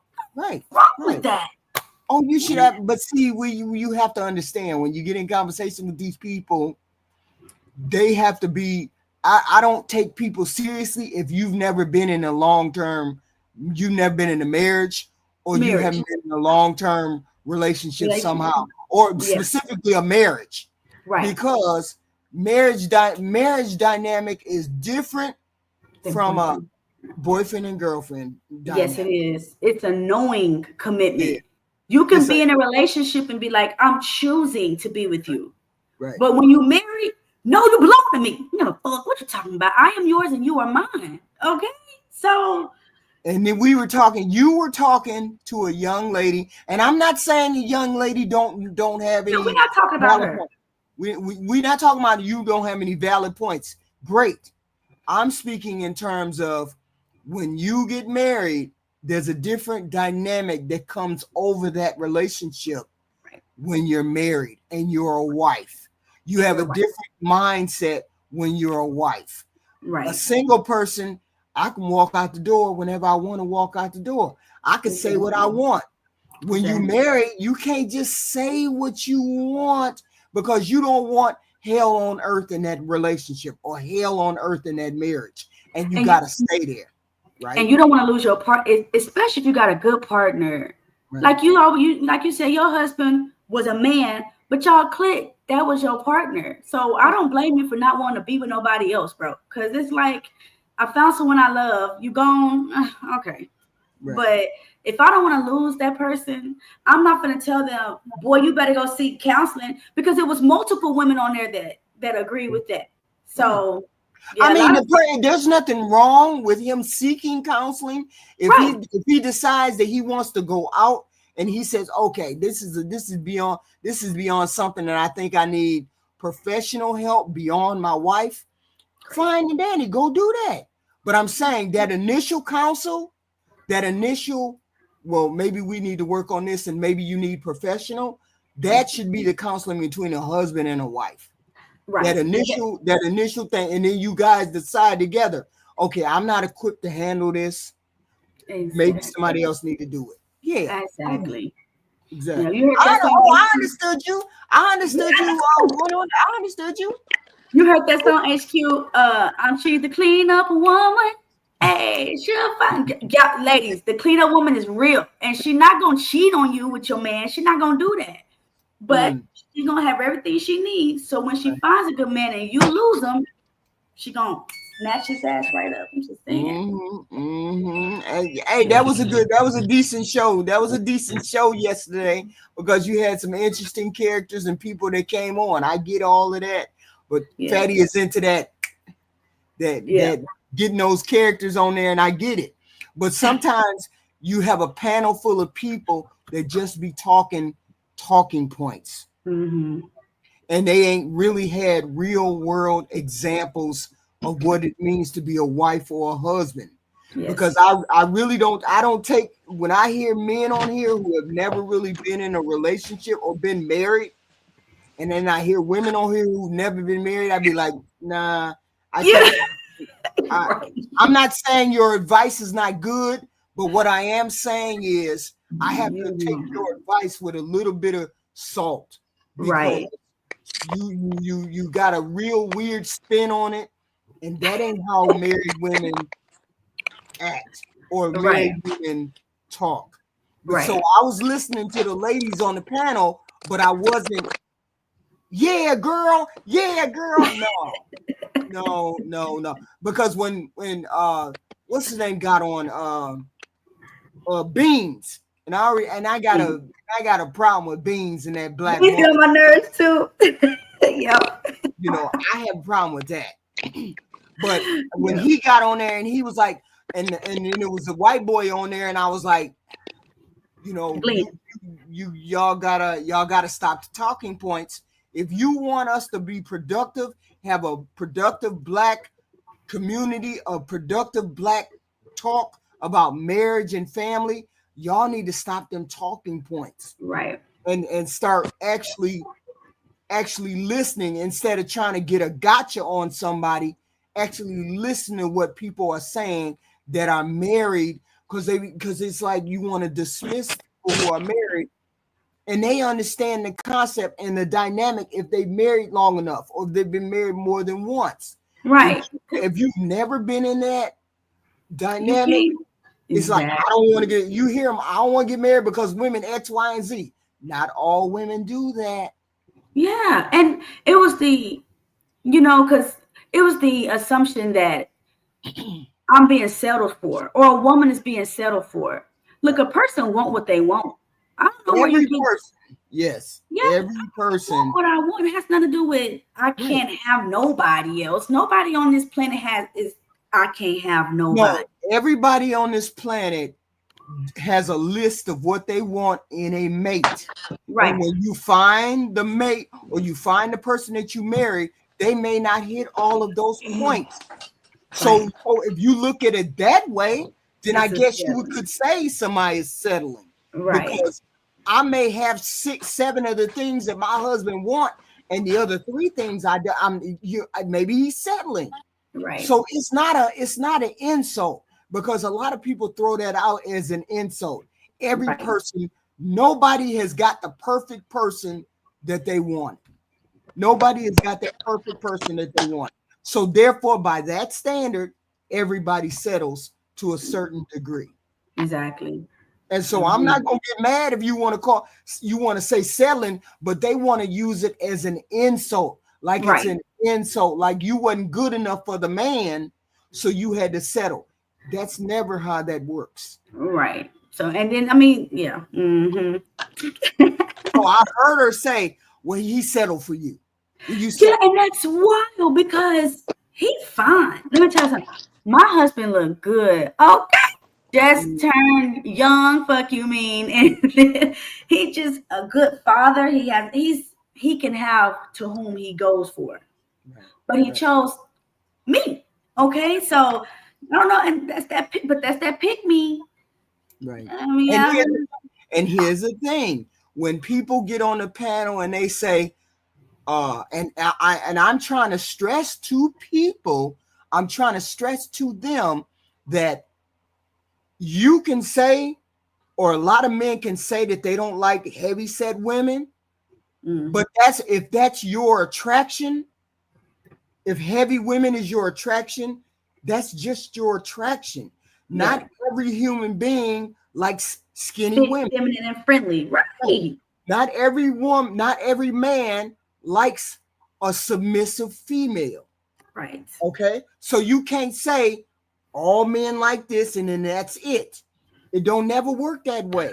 Right. And so when you get on it, like you said, like Discipline said, when you get on a panel and people are saying just talking points, because I don't like getting into a discussion with people and then it's just talking points, because it's always about the gotcha moment. It's always about the guy. Because when people come up and say all black women do this, I'd be like, huh? So you know nothing, right? We've concluded you know nothing. Let's move on.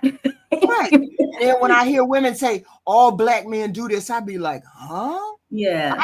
I had one of the meanest, most cantankerous husbands who looked at me and said, I adore you, and you're always going to be precious, and I'm gonna treat you like fine china. He was a bull in a coffee shop. But when it came to me, it was like he treated me like China, like he didn't want to break me. So no, I don't believe you when you say black men X, Y, and Z, or men X, Y, and Z. I don't believe you when you say that about black men. I don't believe you when you say it about black women, because I've never ran into women who rah their men all the time. And right now, if y'all want to talk about the man, give us the secrets. Men like Zeus, when you on these panels in Black America, great, you came up at the right time with your blanket. When y'all want to give us advice, tell us about yourselves. Be like, hey, sis, just want to let you know, if a man is doing this and this, it's probably because he's this and this. Give us the secret. Stop trying to tell us about us. Tell us about y'all, okay? So we can excel and take y'all money, okay? But, do you really want to know about men? I mean, sure. Give us some secrets that us women are just not doing well at. Okay, I'm gonna give you a couple of things. HQ, and I know it seems difficult. Have you learned anything of talking to us men up here for this? All of y'all men are my husband. All of y'all men are my husband. I see him in y'all every day. I see him every time I talk to y'all. I see him the same way he talk, the same way you all talk. He talked the same way. Right. But I learned how to speak to him. I learned how to speak to him without making him hostile. I learned how to speak to him to the point where he knew that he could hurt my feelings by the things that he said. So he took care and concern about what he said to me. So yes, I hear you guys every day. Every person that I talk to, I can see a little bit of fee. When I see a little bit of fee, I can hear him say that. Some of the stuff you say, Black America, hell yeah, he said that kind of stuff. But I would look at him and I'd be like, I know you didn't say that. And then he turned and be like, okay, I got to speak to you like this. So I get it. I do. I get men to a certain extent. I got him to a certain extent. Right? Right. So Fee was your savage beast, right? Yeah. And so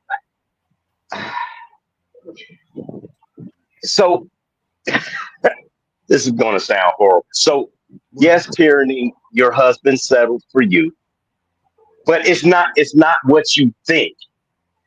So, and Zeus, hold on. Just listen to me for just a second. Okay.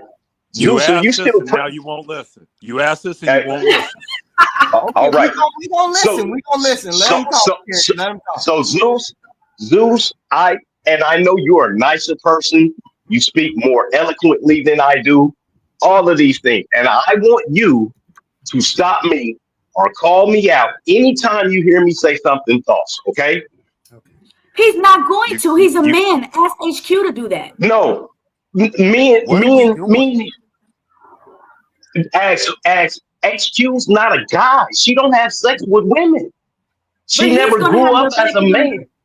Whatever. She never grew up as a man. So let me explain to you. All right. So guys, we have something called the sevens. All right. From 0 to 7, you get your attitude and your personality.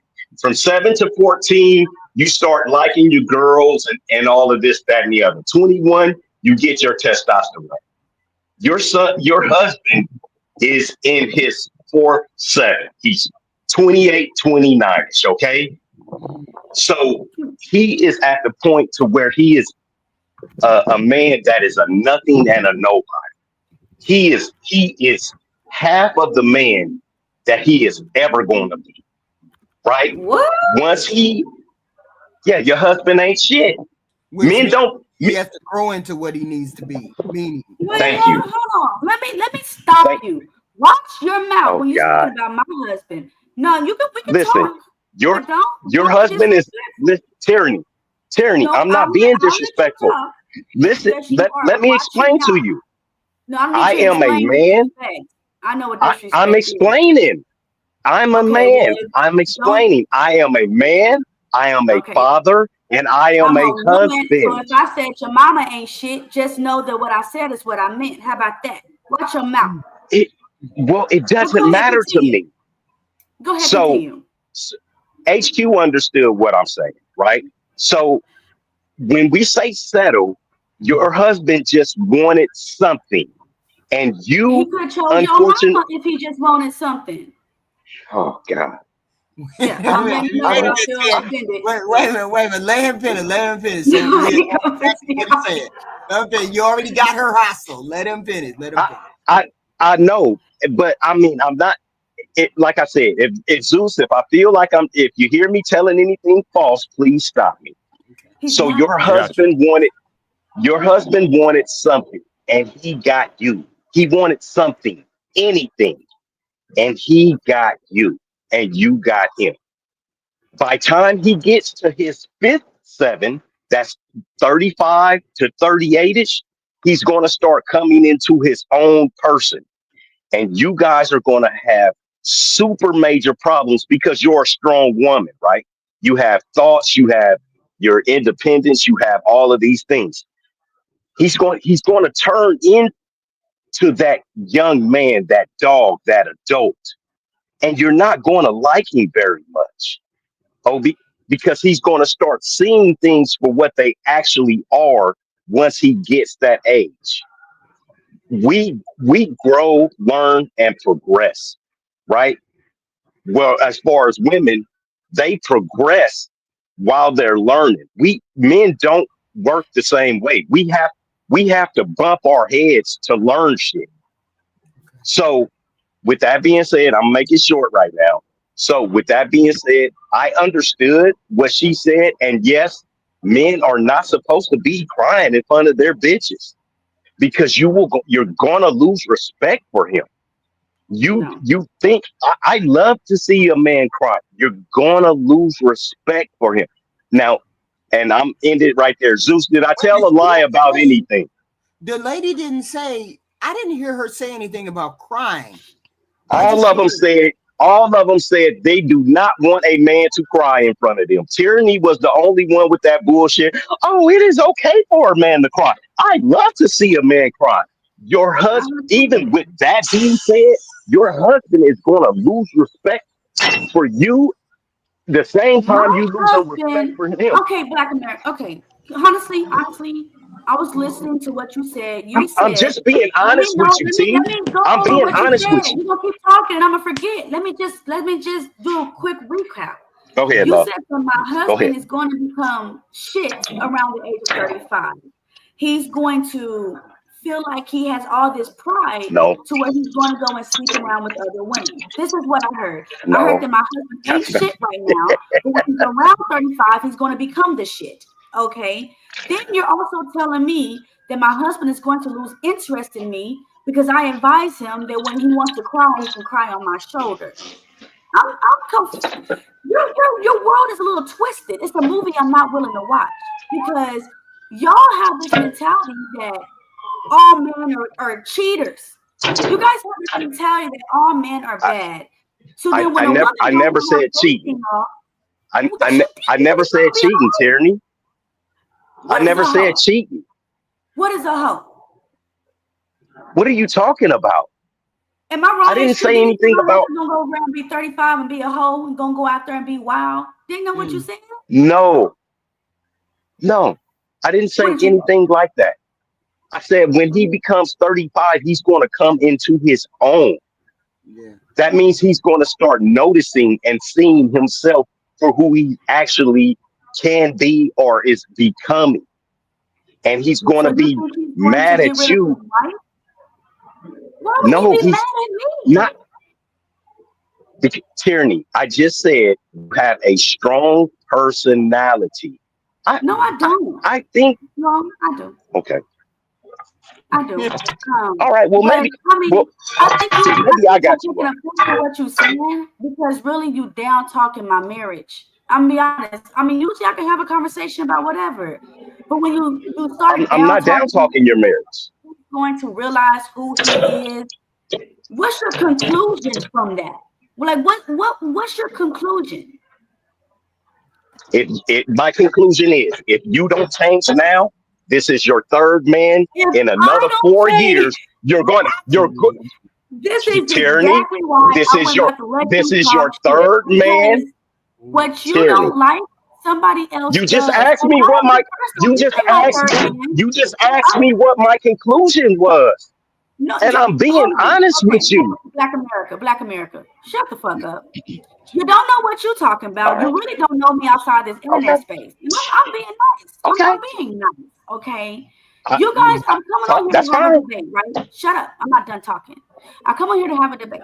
And then you make it personal and that's tell something me you do with your that's something you do with your husband. I'm not that nigga. And because you cry like a little, my husband don't do all this wine. Okay. He don't have no problem with tyranny. No. Yeah, Cameron. No problem with tyranny. I'm not that nigga. You is some nigga. Today you is the nigga. Tyranny.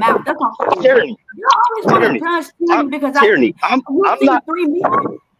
Tyranny. Breathe. Take a beat. I'm not telling you. Take a beat, Tyranny. You can't take good advice. Take a beat. That means take a breath. But what is the conclusion? You can't. Your conclusion is me change to be what? So Black America, because Black men are not aggressive at all or controlling, right? So you tell me what you think I should change to make my husband happy. Black men are what? You're Black men are what? Not aggressive and you're not controlling, right? You're neither of that.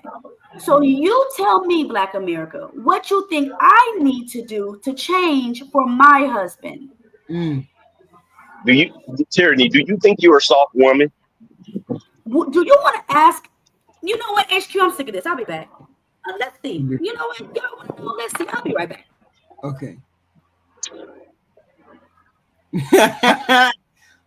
That's all Donald Trump. Hey, you want that smoke? You brought that smoke to your door. I didn't bring any smoke. I didn't tell one lie. Yeah, I didn't tell one lie. You're talking to Tierney. You're talking to Tierney. Zeus.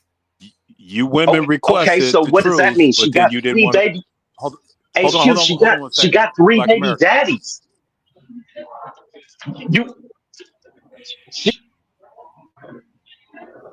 But I don't think that was. I don't think. So I mean, the smoke is there, my friend. The smoke is there.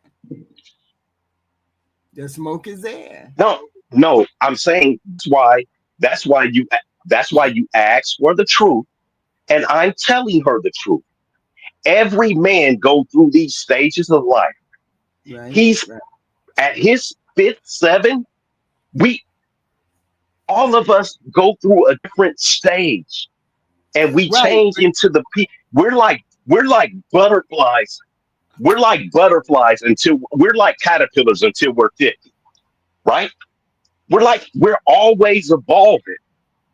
And when Yeah, he but gets to that stage, what he's you did gonna. was you took a generalized I thing, told her the truth. then you went specific. It's not a generalized thing. Zeus, is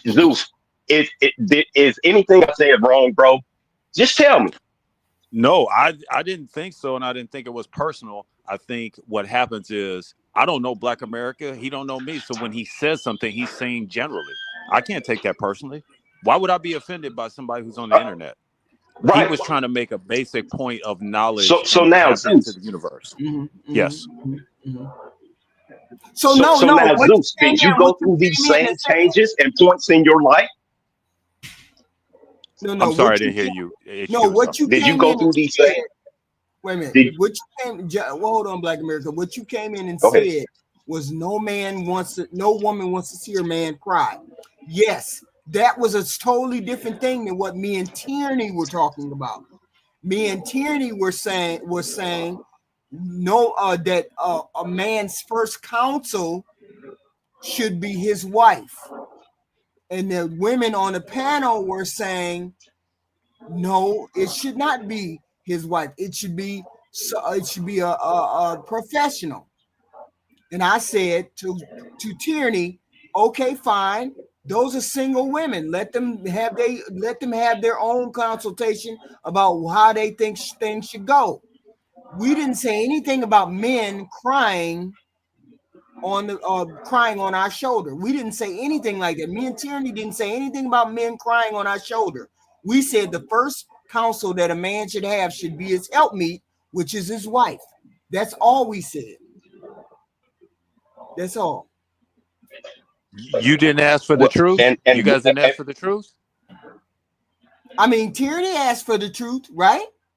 Okay, Yeah. but that's where Black Yeah, America well, she came said- in. Yeah, but And he started even- being Hold on. personal. Hold on. Your hold on a truth second, hold on wasn't a second, sharing I'm this not hold on a being second. personal. I'm talking. Hold on a Yes, second. you was. But didn't you guys say, tell us the truth? And you called Black America and Zeus. You said, tell us the truth.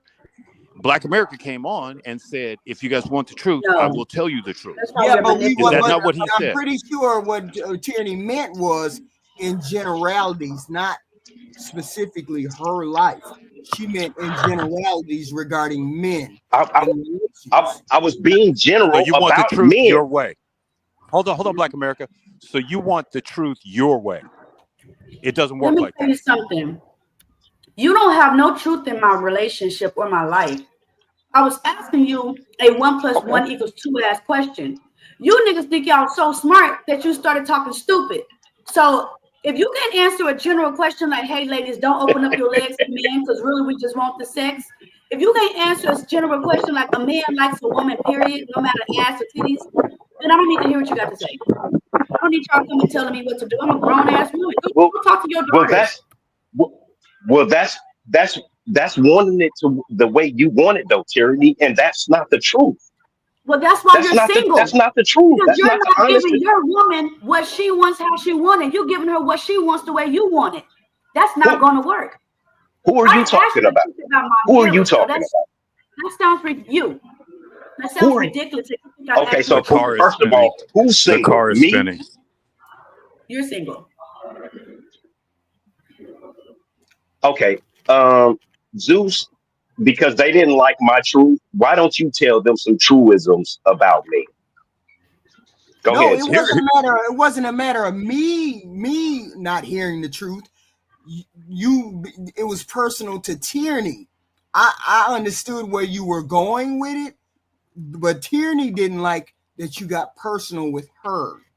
Okay.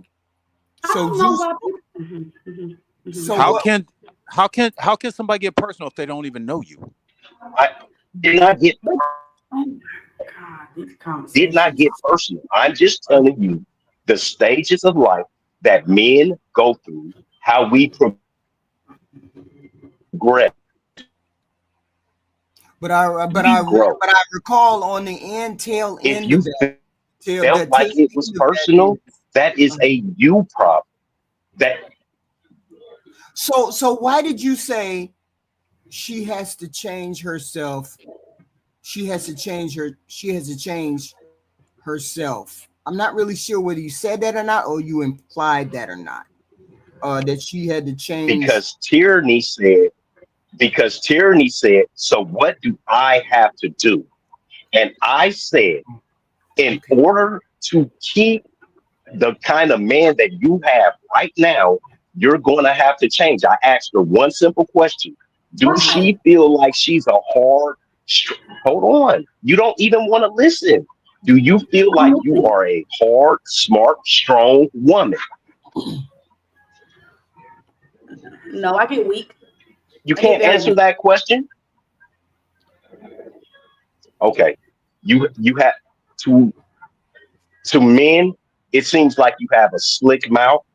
You're not going to be able to keep a man with that type of talk. I'm just saying. Black America. Okay, let me respond. I'm trying to be as calm. To calm down. Okay. It don't make sense to me. Like y'all gonna tell me about me, but I have results. I am a married baby mama. And this man don't have any complaints that any of y'all do. You have never even met me. Okay, this is called the internet, right? We come on here and we give our arguments and disagreements. But once the computer goes down or closed or you turn off your phone, y'all don't know that tyranny, right? So I don't respect the judgment that you guys give based off of y'all seeing me off of other people's channels, judging me because I have children by men. Just stick to the goddamn topic. That's all I ask. I don't know why y'all always want to come at me about me. Like, let me live my life. You're not even involved in my life. That's all I'm saying. Once again, we're talking about the patterns. We're not talking about the person. What patterns? And hold on a second. None of us know each other. That's correct. So when somebody says something about me and I think it's personal, it can't be because they don't know me. But I think I try to get the... Hold on a second. I'm still talking. Nobody interrupted you. I think the point is these conversations are hard. But what we're trying to do is we're getting the general gist of what people are saying. He was talking about the cycles that men go through to give you the men's perspective. That's what he was doing. He was showing how men come out of their cocoon and their reaction. That was the golden nugget. It wasn't necessarily any individual, but he was talking about universal cycles. With that said, no, he wasn't, Zeus. He was talking about tyranny. And nobody talks about you, Zeus. People don't come on these goddamn spaces and say anything about you. But you niggas come on this space and make it apparent to say something about tyranny. I don't have no cycles. Like I said, you guys don't know anything. But keep the conversation to be general. Don't start being disrespectful. That's all I'm saying. Mm-hmm. People talk about people on the internet all the time. And I never take it personal. Hold on. I never take it personal. And if anybody does, that's on them because they don't know you. We know the general gist. He's talking general gist. Mm-hmm. You keep making it personal. He's not making it personal. No, he said tyranny.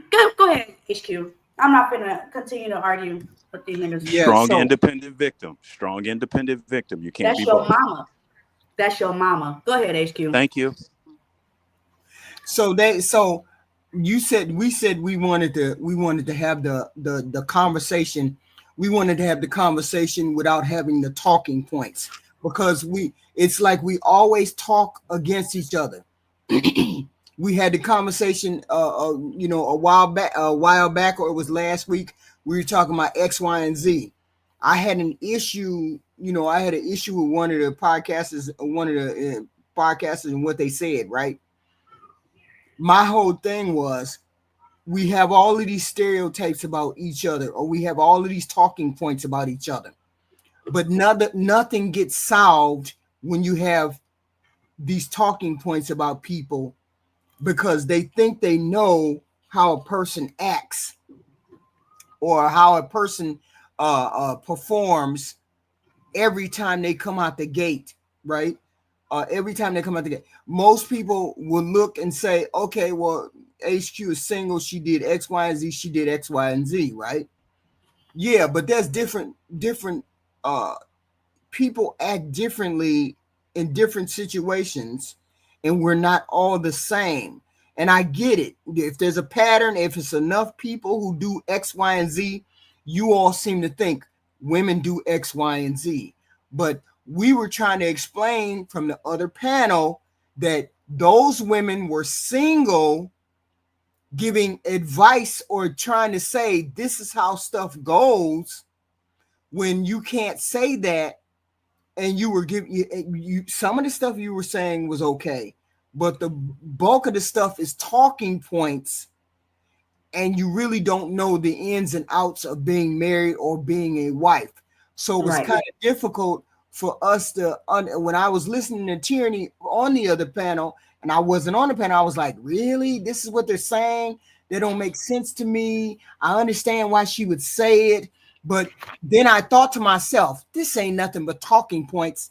And this is why I got off of panels, because I got tired of hearing the same talking points between people. I don't want to hear people bring up talking points, because talking points. Can I ask you a question though, HQ? While you're talking about the talking points, can I say something real quick? These were women. These were women saying that they do not want to see a man cry. Okay? I don't care if they're married or not married or anything in between. These are women that saying they would lose respect. I do not want to see a man cry. Do not cry around me. Well, I wonder why. I didn't hear him say that. I didn't hear him say that because I wasn't there that long, so I don't know. I didn't hear him say that. The only reason a man. All right, go ahead, Black American. Go ahead, Black American. The only reason the girl said the man could cry is if his mama or daddy died. Other than that, nigga, don't be crying. I watched it. Yeah. How does that make you feel? What do you mean? I told HQ the other day, if a man loses his job, if he's bedridden or anything, and you can ask HQ, I said, the woman is leaving. We as men, it don't make us feel no way. We accept what the truth is. We know that as a man, if you can't provide anymore, you have lost your wife. And how we know that. How does that make it doesn't make me feel any kind of way.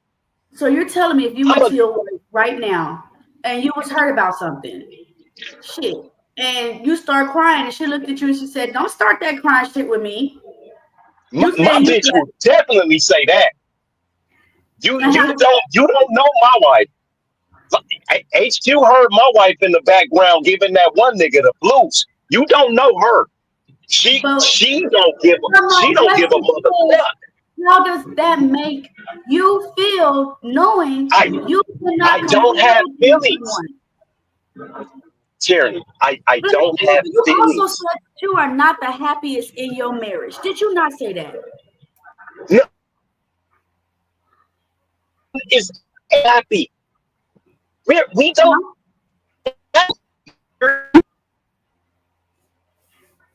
Okay, you just went on out. I don't give a fuck about being happy.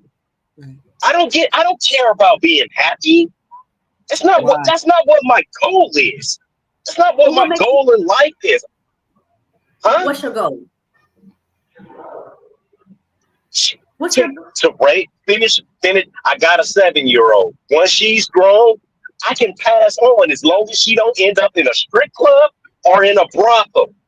That's my goal, is to keep my daughter out of hoeing and out of the strip club. That's my goal. Okay. Our goals as men and women are not the same. And happiness has nothing to do with a man's ability to conduct himself. That sounds We don't. crazy to me. That sounds crazy to Okay, me. well, you guys don't look at see. You know what? And now I'm lying. So I'm not gonna No, I'm not we're gonna not tell saying that lie. I'm not saying that you're lying. No. I said I was finna lie. HQ, you know it to be true 100% because you damn near start crying when I said he raised his kids and he was happy and he could move on, he could pass on. That's what your husband was happy about. He did his fucking job. Yeah, We don't. but Black America, Oh, along go the ahead. way, along the way, he was a happy individual. Though he was a very happy individual. He would get up on the day, and you'd hear him singing, or you'd hear him saying, rapping, or you'd hear him. He was a happy individual. He just didn't. We all do that, HQ. He didn't just live for me. He lived for himself as well. Did he? How many times a year? And be honest, how many times a year did your husband go and buy himself tennis shoes? Maybe twice. Because we don't fucking live for ourselves. That's what I'm trying to tell you. We don't care about ourselves or our lives. The only thing that matters is the things that we do for you. Once or twice a year. That's all married men. We get the shit end of the stick. I think you should. Now, this is the part where I feel like you should see counseling outside of your wife, because there might be going on something internally where you feel like you're not worth nothing. So you're feeling your negative feelings to all men. That's not cool. Some men like to be happy. A lot of men like it when their woman makes them happy. Tyranny. And a lot of things, Tyranny. one of the things that make a lot of men happy My life, is to know that they got a my best life friend. is grand. Tyranny, my life is grand. My woman who has been with me since I was a kid, 33 years. My life is great. I get to do whatever the fuck I want. My life is grand, Tyranny. You said when you get to do whatever you want. So right now you're not doing whatever you want. I said I get to do whatever I want. Meaning, once again, and you can ask Miss HQ. HQ, didn't I say if I'm fucking a girl on another, and I said it just like this. If I'm fucking a girl on another side of town and my wife calls, she just cares that I answer the phone and that I come to her when needed. Is that not what I said, HQ? Mm-hmm. Thank you. With her in the room, right there, sitting by me. My life is awesome. I have an awesome life. That's not happiness. Wow. That's not happiness. That's settling. That's settling. Y'all are different. Lex said, what's happiness? Happiness is just being able to breathe. I don't know, man, because I've been unhappy and I was so uptight and couldn't breathe. And it was every second of the moment because I didn't know what was going on. This type of happiness, I can breathe. And where you're trying to tell people that they should change to keep their man, I just think that that's a different type of mindset because you're not happy. You asked me my synopsis and I tried to explain it to you, but like I said, it doesn't matter to me because when you go on the market again, if you ever do, you're going to run into a bunch of older men like me that are going to be the only ones that are going to be trying to deal with you. Just like this young lady on the screen said, hey, do I need to go up in age? Do I need to go up in age? I'm sorry, Terry, that's just the way it is. I look better than a lot of these young ass girls walking around. For one, because you men love a good looking woman. And I am that. For two, baby, I got what I need to get what I want. So unfortunately, you guys keep thinking that I'm gonna have to settle for one of you old niggas. I promise you I'm not gonna have to. I promise you that. But that's what I'm saying. See, HQ, that's where the conversation gets disrespectful. Because then you're disrespecting me. And I have every right to defend myself. You asked me a question about you. So if once you personalize it, then Wait a minute. I got a question. Black America. Go ahead. Why is it that you feel if tyranny, let's take tyranny out of it. Why do you feel that if you get older and you get out of a relationship that you have to settle for certain things? Why is it that you feel like it has to be settled? So, and this is in general, like I always been speaking. In general, you have already been with a man. You are accustomed to that man. You have taken on that man's mentality. You use that man's words. You like the way that man's cologne is. To me, you're now just cannon fodder. You are only good for a sexual relation, because I'm not going to be fucking a woman that's a man. You have turned into that man. Remember me telling you a long time ago, HQ, that you have to be absorbed by your man, which you were. Yeah. You were absorbed by me. Right. You were the only one that could calm him down. You're the only one that could talk shit to him and get away with it. Anybody else would be damn near dead. Right. You see what I mean? Right. You were absorbed by him and he was absorbed by you. Hey, HQ, I'm not gonna take you on. You're your husband. Right. So you're your husband. Nobody's talking about a virgin, Tyranny. I'm saying that's what you want. You want a little girl. You want a little girl. We want a woman who is malleable to us.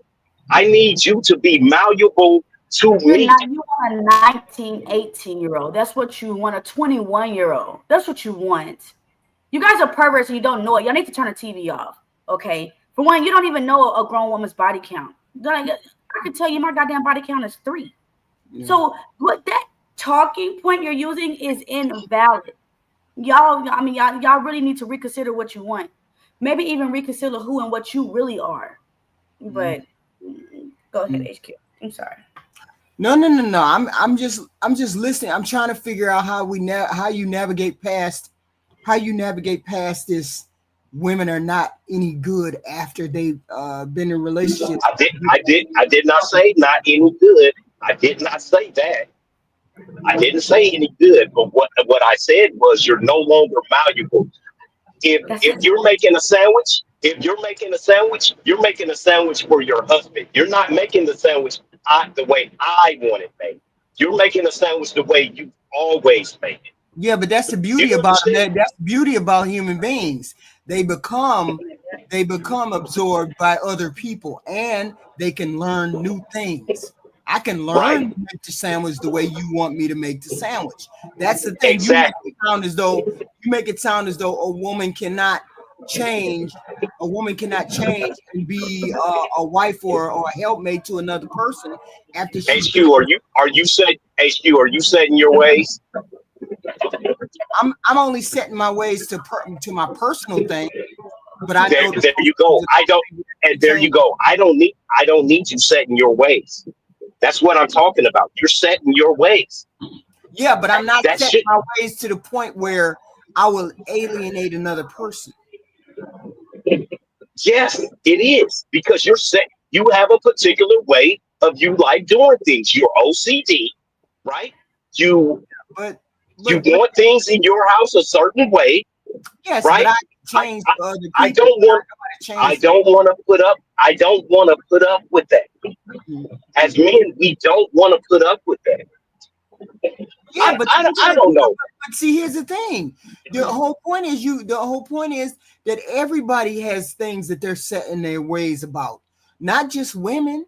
Not just women. Men are setting their ways in a lot of ways. So you all have to adapt to a woman. Just like a woman name something that men don't change for women. Go ahead. Go ahead. Just name. No. You just told me men are setting their ways. And I said, name something that a man will not change for the woman that he wants. Go ahead. Something that he said in his ways. I don't know what. It could be a TV show that him and his ex used to watch. It could be the way that he laughed is the way that she used to laugh.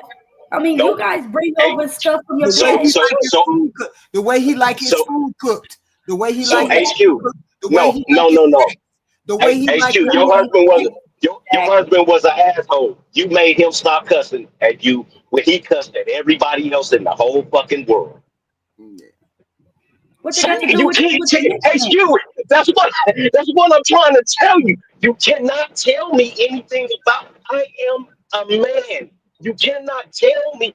You sound like If you jealousy. told me, no, it's not jealousy. It's if HQ was married to her husband and she told him to paint the moon, this nigga's gonna start trying to find out to build a space rocket to get up there. Tyranny, my whole thing is everything that we do as men, we make money, we work out, we go to the gym, everything that we're growing to be better for you as a woman. Okay, so if it doesn't work for me, So why we always got pushback when we say women are the prize? yes. You get pushback because the men don't get shit. You're an empty prize. Oh You're an empty my prize. God. You just said you do X, Y, and Z for this female. You do all of these things for the female, just for the favor, exactly. just for the So gaze that you of are the female. So that you are vagina adjacent. Vagina for many men is oxygen. Women, It is oxygen. don't try to minimize it now. What you said was No, I'm saying vagina is great. Or did he not? Vagina is great. It's great, Black America. Do you like vagina for real?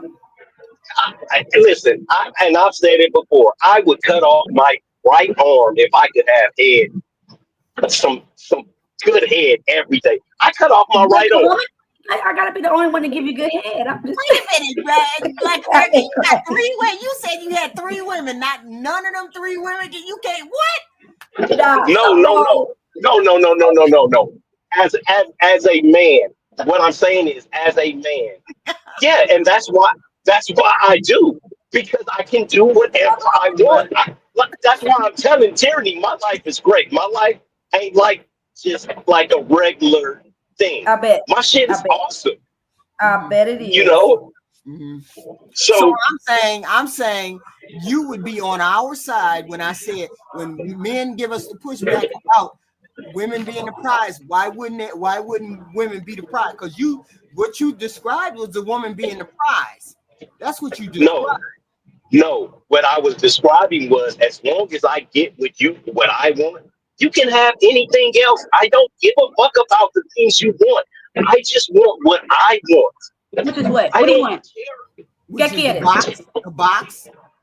There you go. Thank you, The box or the head? Wait. The box or the head? The head, of course, but the box is cool too sometimes. Yes. He said, "Nah, Black America." More popcorn. Look, I can't argue with that at all. We just left Aaron out of the whole conversation. I swear to God. The initial conversation that we had was when we got on these panels and they were doing the talking points. The talking points don't get us nowhere when we do those talking points.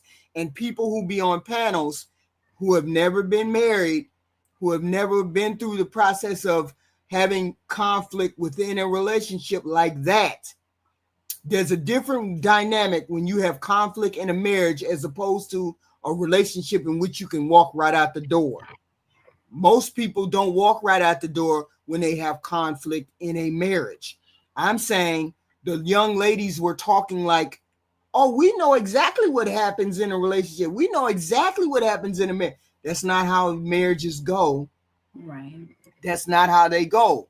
We know that being married people approach their family and their spouse and their relationship and they problems are way different from a single person. A single person may approach those problems with a nihilistic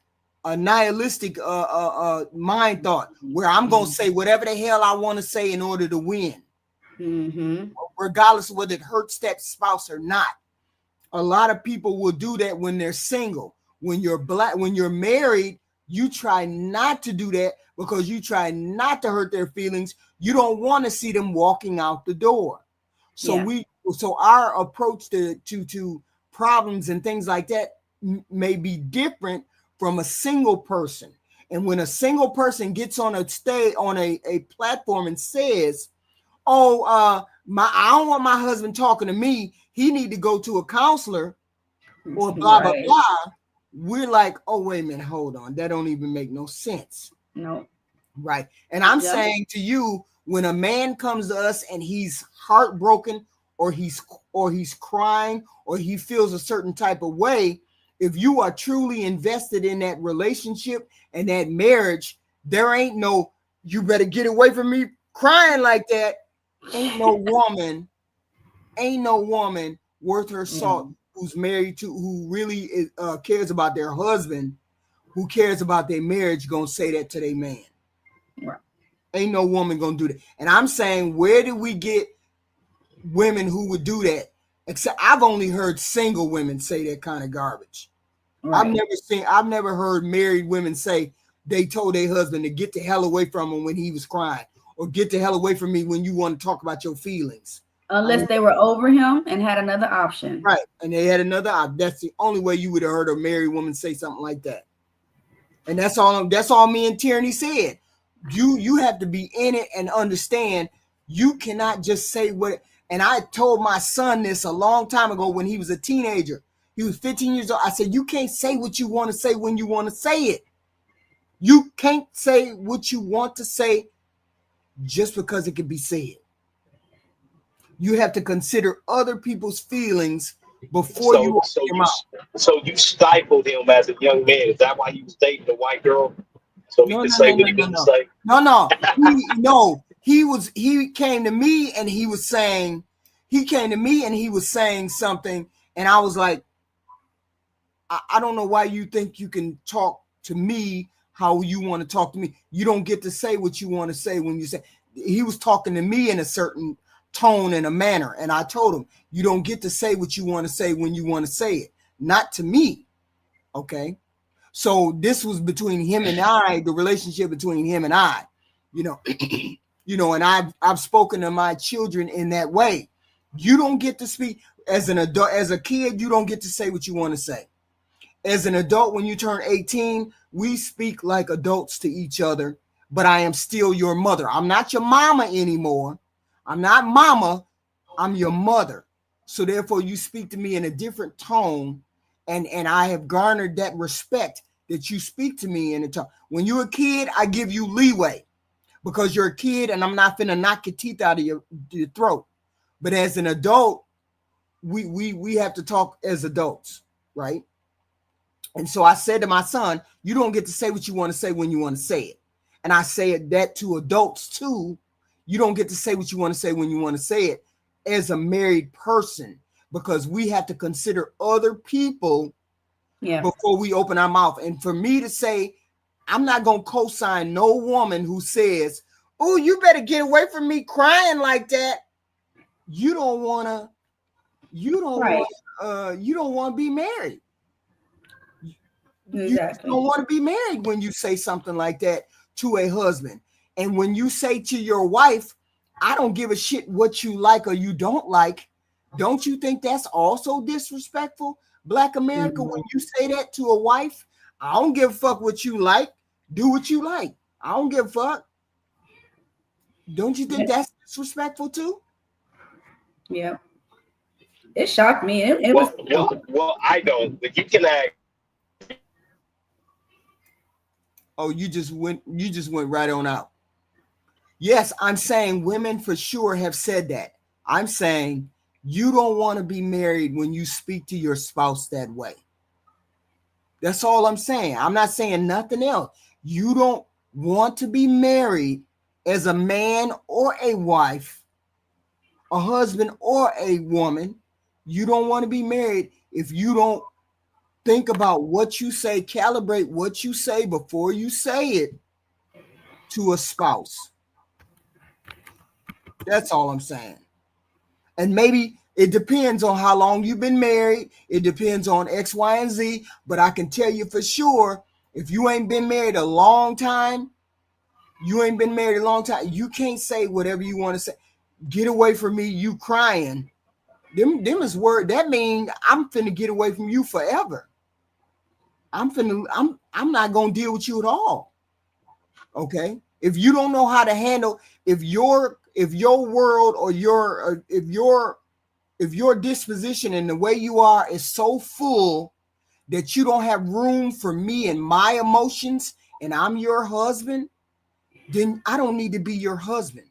If you cannot handle my emotions as your wife, if you can't handle my emotions as your husband, then you don't need to be my wife or my husband.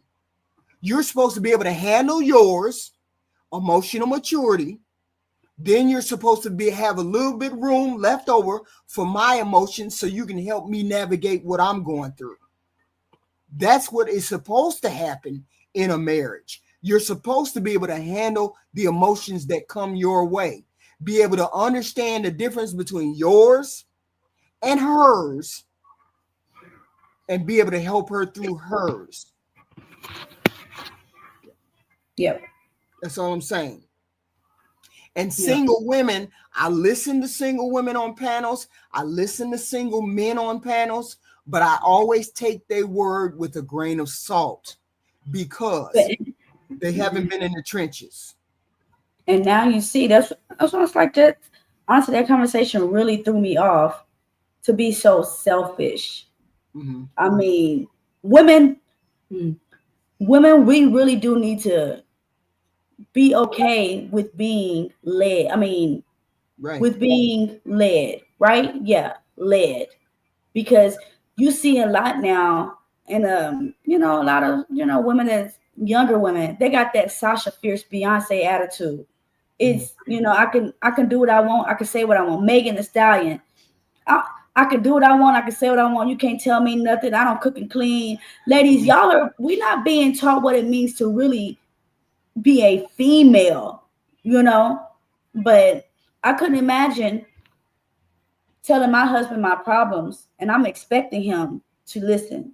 Mm-hmm. But him telling me his problems and people like Black America talking about, I'm going to be unattractive, I'm going to lose him.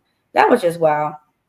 That was wild. I mean, that's not at all what I said. Why are we always getting what you said? I'm telling you that is not at all what I said, because you misconstrued what I said completely and totally. What I'm saying is, once it gets to a point to where he looks back and he looks at himself, he's going to be like, oh, I've been fucking up. And he's going to try and change it.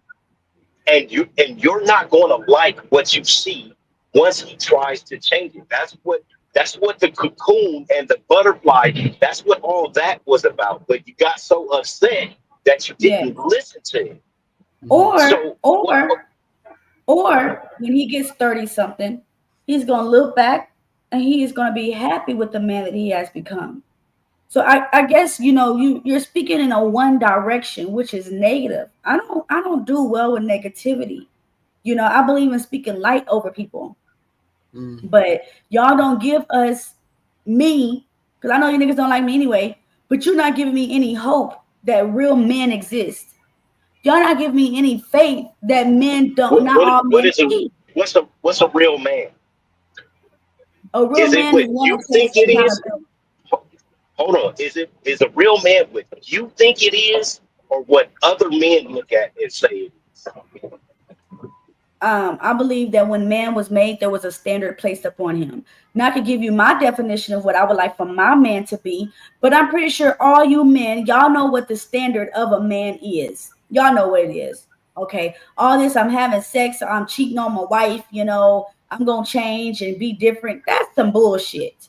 That's some boy stuff. That's not no real man stuff. I could tell you that. But man, y'all don't have to go the way that Black America is telling you. You could go a different route. You could be a good person, be an honest person, be a loyal person. That way, 10 years down the road, you look back at your wife and be like, this is the one that held me down, But all right, HQ, I'm gonna go. Thanks for having me. Well, wait, where are you going? My husband cooked dinner, so I gotta go eat. Oh, well, Aaron, what you want to say? Oh, it's too late now. You out. I'm saying. Yeah, I blame HQ. I blame Black America. This was a long-winded trio of Tony Award-winning performers for a Broadway production of a shit show deluxe. This entire conversation. How you let this happen, Black America? You chased them down the rabbit hole. I blame you. You chased the Cheshire Cats down the rabbit hole. Hey, I love it. Everything is always blamed on me anyway. They ran you round the block, brother. I'm a man. I'm a man, so blame it on me. I was just trying to get clear. I was trying to get clarity on some things. No, you weren't. No, you weren't. No, you weren't. That was a lousy attempt at trying to gain clarity. I was here. You can't. You see, well, here's the thing. HQ, I have ears and pretty decent technology. I was here for a lot of that. You weren't trying to gain no clarity. Look, I didn't tell Black America to come. No. I'm done talking to Black America. I'm talking to you. You said you were trying to gain clarity. You were not.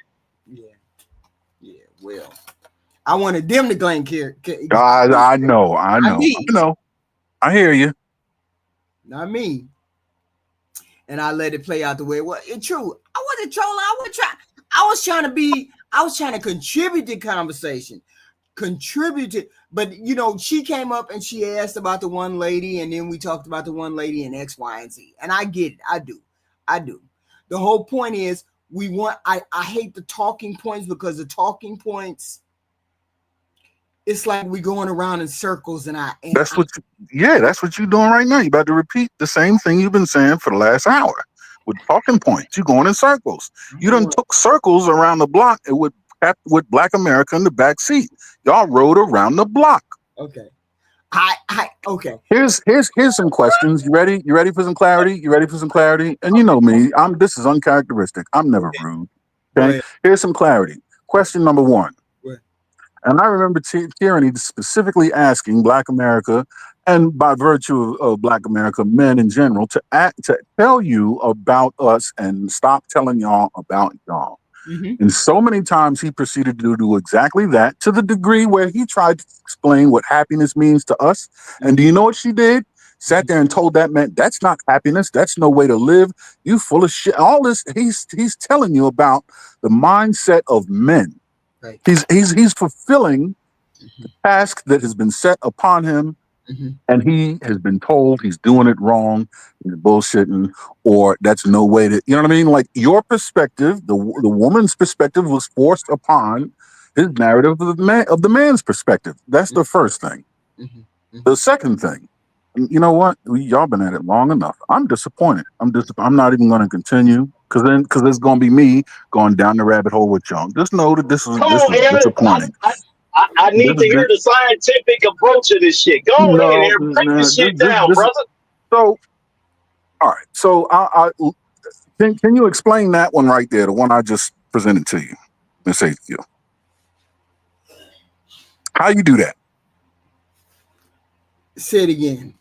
You and Tyranny asked men to tell you about men and stop telling y'all about women.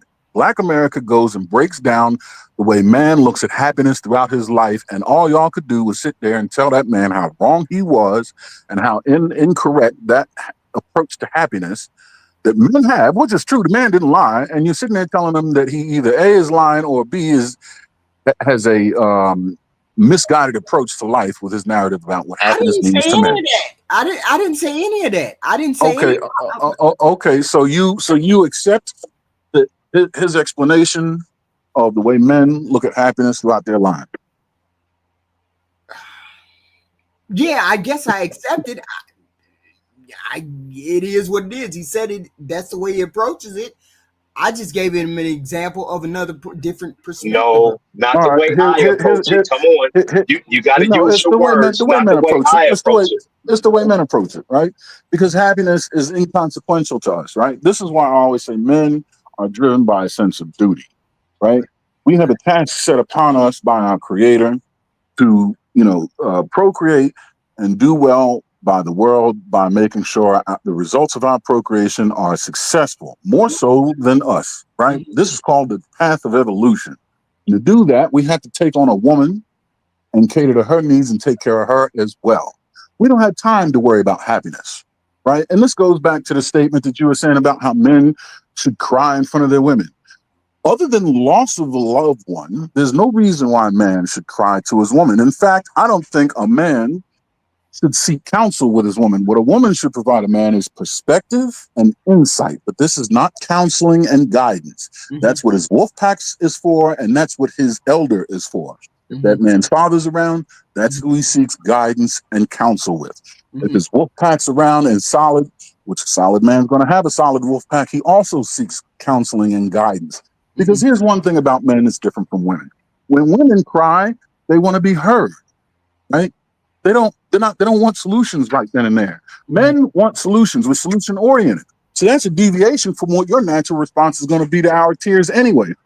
Furthermore, it's going to be a sign that we've lost control. If a man's crying about some problems in his life, somehow there's going to be a trickle-down effect that's going to impact you, which means internally you're going to start to panic. You have lost control of something. Something is out of whack and it's driven you to tears, which means I'm threatened. You're not going to be in any position to give me advice. You're not even wired to move straight to advice. That's the first thing a man wants to do is find a solution. You know how I know? Because I was edified by my wife every time she would come home and say, she would have an issue in the office that she didn't like, and I'm coming up with solutions, and she says, "Shut the fuck up with the solutions. I just want to vent." Apologies. Now I'm a better husband because when she comes home and wants to vent, she's allowed to vent, right? Because that's her initial proclivity. But that's not my initial proclivity. So if I come to vent to her, she's not going to look at me for some and provide solutions, not any reasonable ones. I go to my wolf pack and my elder for that. And if I came to her with problems, you know what she's going to do?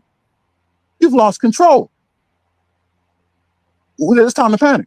So no, what are you talking about? No, this makes sense. Happiness is not in a man's paradigm when it comes to his life. Duty, responsibility, progress. Those are what drives men. Happiness we could give a fuck about. And that was a brilliant question that Black America asked the panel. When's the last time your man bought his own tennis shoes? My wife can tell you. You know how often I buy tennis shoes? Once a year when she reminds me, hey, they looking a little raggedy. They starting to talk. Oh shit, I guess I better, you know what I mean? So this whole conversation was allowed to go cattywampus. And I'm disappointed in you. I am, genuinely. I'm listening. Oh, I'm finished. Okay. Aaron, I don't think I know that it seems like I have a harsh way about saying this stuff. So they don't believe it when I say it. Yeah. They don't believe the fact that I counsel so many men a week, talking them out of the bell tower, men that are getting divorced and girls cheating on them and separating. They don't understand. Just like you talk about the wolf pack, they don't understand what men are actually doing and what they're going through. And when I say it, because they might not like the tone or who's saying it, they just discard it like it means nothing. I know. It's really kind of bad. I watched it all night. I'm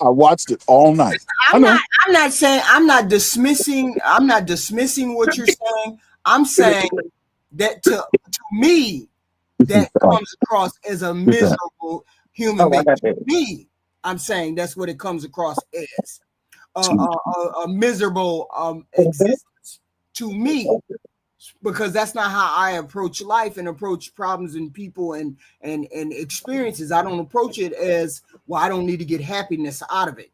That's selfish. We don't approach it like that. That's selfish. We know you don't approach it like that. We know you don't approach it like that. But the question was asked to tell you about men. Yeah. So when you're being told about men, for you to move the conversation there, not only is inconsequential, but it is self-centered. You didn't have, you didn't, you sat there and told this man, tell us about women and stop telling us about us. And then you went and turned the conversation right at y'all when he's telling y'all about men in contrast to us. Whoa. You keep saying me. I didn't say any of that. Tierney said that. I just listened to her conversation and listened to whatever he had to say. And you supported it with the occasional narrative that had nothing to do with understanding men, but opposing what men are into, i.e. crying in front of a man's spouse.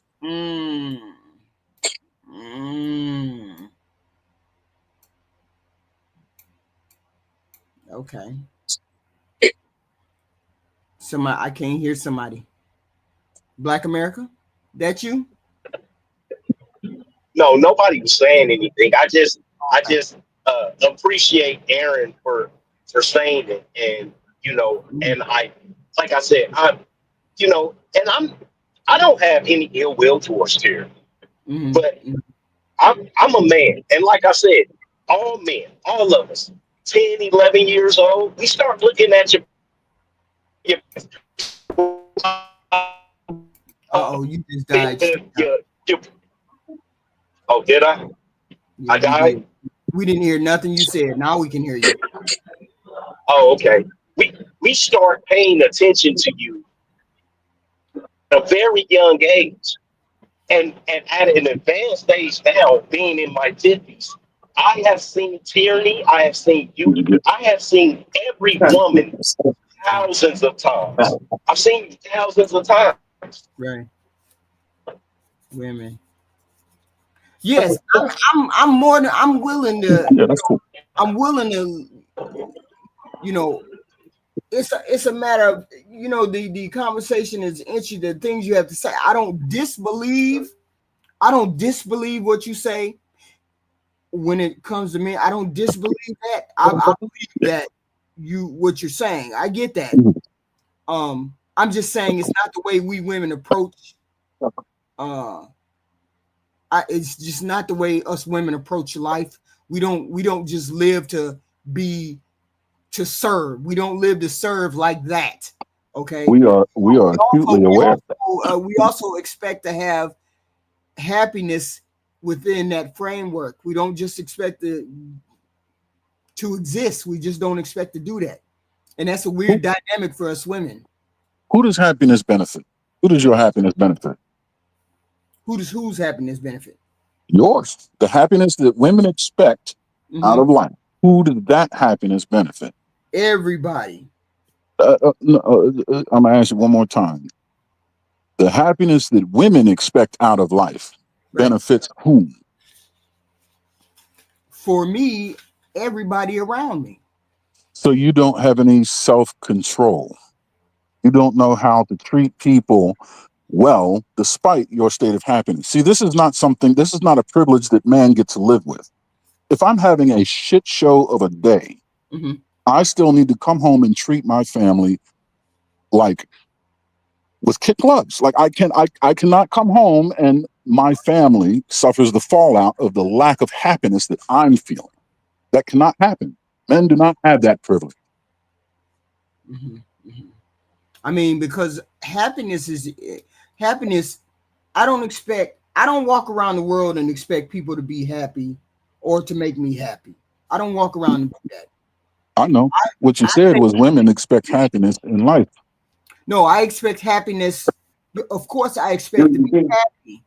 I expect to. How do I explain it? I expect me to make me happy. I don't expect people to make me happy.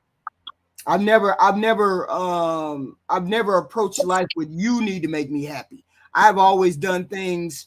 If I'm happy, then it will resonate around me. If I'm unhappy, then everybody else that's around me will know that I'm unhappy. So I try not to be unhappy. So I try to make myself happy, so everybody around me can resonate with other people. I've always been that way. I've never said, "Oh, okay, well, I just got to make me happy, and I don't care about other people." I have never been that person. So how does this move? I don't feel good with other people around me. Can you hear me? Yeah. Can you hear me? Yeah, we can hear you. HQ. I don't understand anything you just said, HQ. Me Like, neither. to be honest with you, Okay. What I said was I have to make myself happy internally. That internal happiness spreads to the outside of me. Any person that is around me will feel the happiness and it will resonate onto that person. That's what I'm saying. If I'm not happy, I cannot make other people happy. So you're saying if you're miserable, everybody's going to be miserable. Is that what you're everybody's saying? going to know that I am miserable. Yes, everybody's going to Oh know. God, So Aaron, thank you for that. What you said, I love that, because if we have a shit show of a day, I am. if we have a shit show of the day, we can't just come home and kick the dog and beat the women and the kids, because then everything will be up in arms. But according to women, if they're not happy, everybody else is going to feel the wrath. This is No. crazy. See, you didn't even understand what I said. I said I make it my business to make myself happy, and I know other people can't make me happy. So therefore, they're going to sense if I'm happy or I'm not happy. That's not making other people unhappy. It's other people can sense if I'm not. So Yes, it is. Myself. Yes, it is. Yes, it is. If anybody cares about you and they know you are unhappy, then by virtue of that, they are unhappy. They cannot be happy in your presence caring about you and you unhappy. Okay, I understand that. Not a man anyway. So what I'm saying is this. I've never walked around this planet unhappy. I've never walked around this planet unhappy to the point where someone would be concerned about me. I've never walked around the planet like that.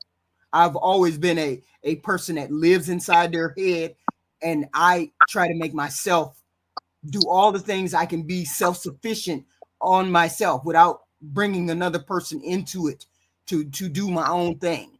What percentage why of do you wake up happy? Why do you wake up the way you are? Why are you always positive? What percentage of wives would you suggest do that? I would say if you could possibly do it, then every person should be able to do it. Not what I see. That does see. There you go. There you go. This is how the conversation. That's not the question. What? Not what's possibly and should. I said, what percentage of wives do you think actually practice what you just spoke of? Oh no, this is not. It's not a lot. It's not a high percentage. It's you rare, right? Okay. I mean, I every day I wake up and I say, this is a beautiful day. We're gonna make it a beautiful day. We're gonna exude that every day. Right, so right. People around me don't sense that. People, right. When Fee died, people were like, well, why are you the way that you are? How do you? Because I looked at it like God gave me 30 years with this person. I am blessed to have gotten those 30 years. I cannot be sad I got 30 years and people only get one. Some people don't get any. So you're the minority. I cannot be unhappy. I have to be happy that this person is somewhere else more happy than he was on earth.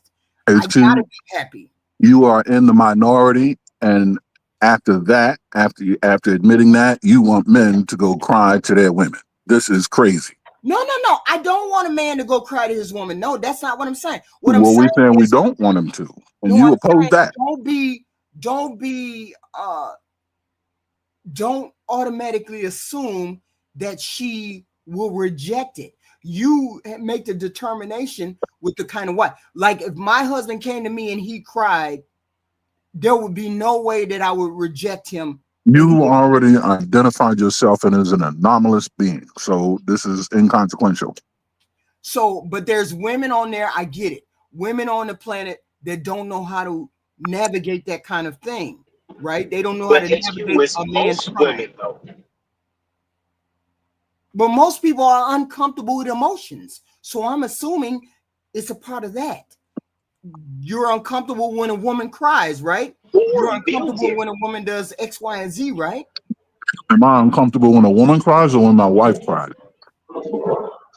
Were your wife or a woman? My wife, I'm galvanized. Right. Something has to change. Something I am. You want to talk about activated? When another woman cries, who knows? Who cares? It could be anything. Right. Right. Yes, I'm not interested in researching what it is because I have a wife and a daughter. Yes. Right. I got better shit to do than worry about some random There you woman go. and why she could be crying. No, but I'm saying it makes you kind of shy away. No, it makes me walk away. What makes you walk away? But I'm saying there's a lot of people, even if they're close to people, they are uncomfortable with their emotions. With those kind of things. So exactly why when you said you are happy and when you're not happy, people know you're not happy. That's the impact that makes people's day miserable. People that are close to you. Exactly. But it's like very rarely am I unhappy. I mean, no. So this is right. I mean, because I feel like it's a choice. It's a choice to be. No, listen. Men are walking around miserable every day, and you never know it. They will. And when you said that, that activated that empathy that I have, that sympathy that I have when I said, why would it be miserable? Why would you be in that existence? Right. Because that's a lot of things that is our existence. You are walking around, it's a beautiful day and I pretty much am most of the time. It's a beautiful day. People are here today. Every man I walk by today, I said, have a good one. Have a good day. Every man, I consciously did it. I say that to every man I walk by too. And I also scan his waist for a bulge. What? See what I mean? Thank you, Aaron. Thank you. See what I mean? What? You know what my wife said to me one day? She said, one of the greatest luxuries in life is that I get to walk around when I'm with you and not have to worry about a thing. She's like, I know you. And she's like, I've observed you do it. I can hear it in conversation. And she's like, I know it's something I can't turn off. You scan the surroundings like the fucking Terminator. We're walking through the garage. I done pinpointed doors. I know who's left-handed in this motherfucker. I'm looking at automobiles. I can tell that car wasn't, you know what I mean? Like I'm picking up details. And she is completely oblivious to these details and feels completely safe. Right. And my head's on a swivel. Do you know I sleep so light? I go to sleep, and you ain't sneaking up on me. It's like, right? I get it. But that's the existence that men have to live. Right. Aaron, when I said it, they didn't believe it when I said it. I know. When I said that we walk into a room and we assess the threat of every individual in that room.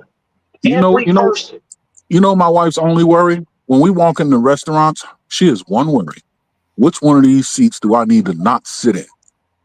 She can scan a room and tell the angle that I'm going to need. She already knows where to sit. She's like, I know he's going to want that seat and she knows what table. She knows where we need to be and where she needs to sit. So I have the drop on the world and she's not in the way. Right. And if it goes down, I don't have to get around her to get to it. That's the only thing she's concerned about. And you know what?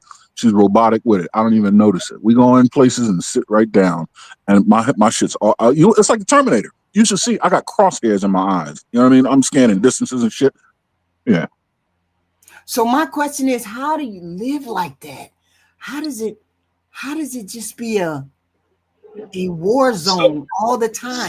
And you know what? And y'all can't even perceive it. You're not even aware of it. Ain't that the funny thing? Right. So men are the apex predator on the planet. Right. Men have been conquering and killing everything since the beginning of time, HQ. It is just ingrained in us. The problem is with this younger generation, or not my sons, right? But other people's sons, right? When they have no focus. I'm gonna tell you something. I went and seen one of my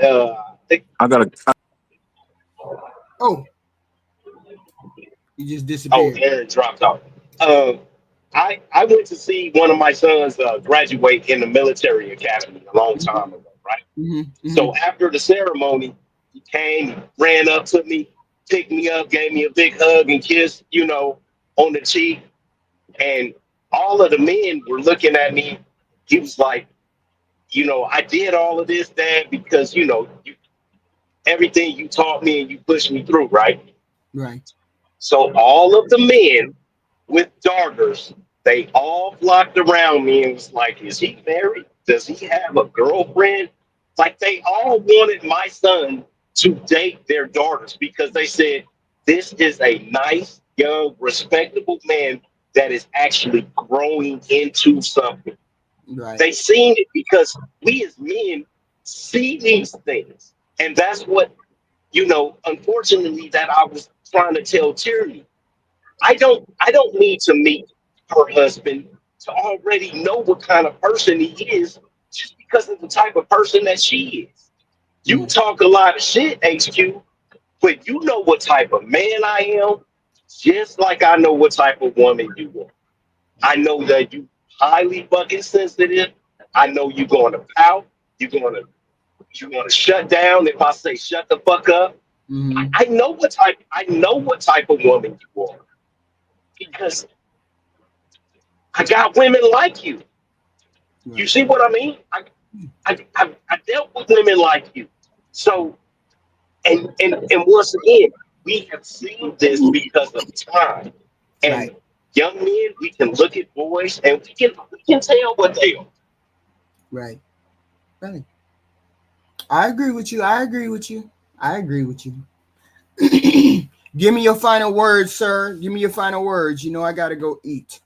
I don't know what the hell I'm going to cook. It's time for HQ to eat. Everybody hit the like button going out the door. I might go in there and eat some of that. I might go in there and eat some of the rest of that soup. Yeah, go eat some of your tortellini soup. But see, the problem was it was too spicy.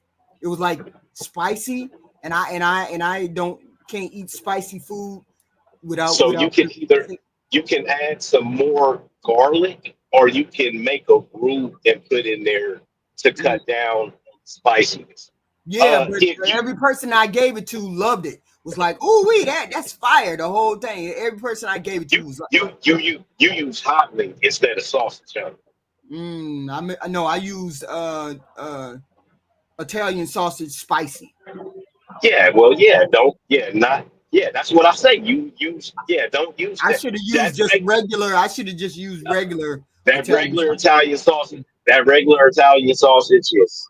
I was just trying to get them flavors to come out, but them flavors came out. It was like person putting hot sauce on food, just a tad. But it's too much for me. But everybody else was like, "Oh hell yeah, that stuff was good!" Whoa. So I was like, I can't eat it. So I know that's probably not what I'm gonna eat. I'm probably gonna eat a bologna sandwich or something like that. But either way it goes. Thank you, Black America, for coming up. Thank you, sir. Thank you very much. Thank you. Hold on, my last word. If you are unemployed or underemployed, become a truck driver. Schools are anywhere from 4 weeks to, depending on what kind of classes you go to. It's only a $4,000 course. You'll be making that every month. You'll be making that money back. Don't worry about it. If you are unemployed or underemployed, I'm talking mostly to men because women don't a lot of times stay in this field. And you said how much can they make? You said how much can they make per month? Well, I'm gonna put it to you like this: Walmart drivers start out at $72,000 a year. Oh, okay. Okay.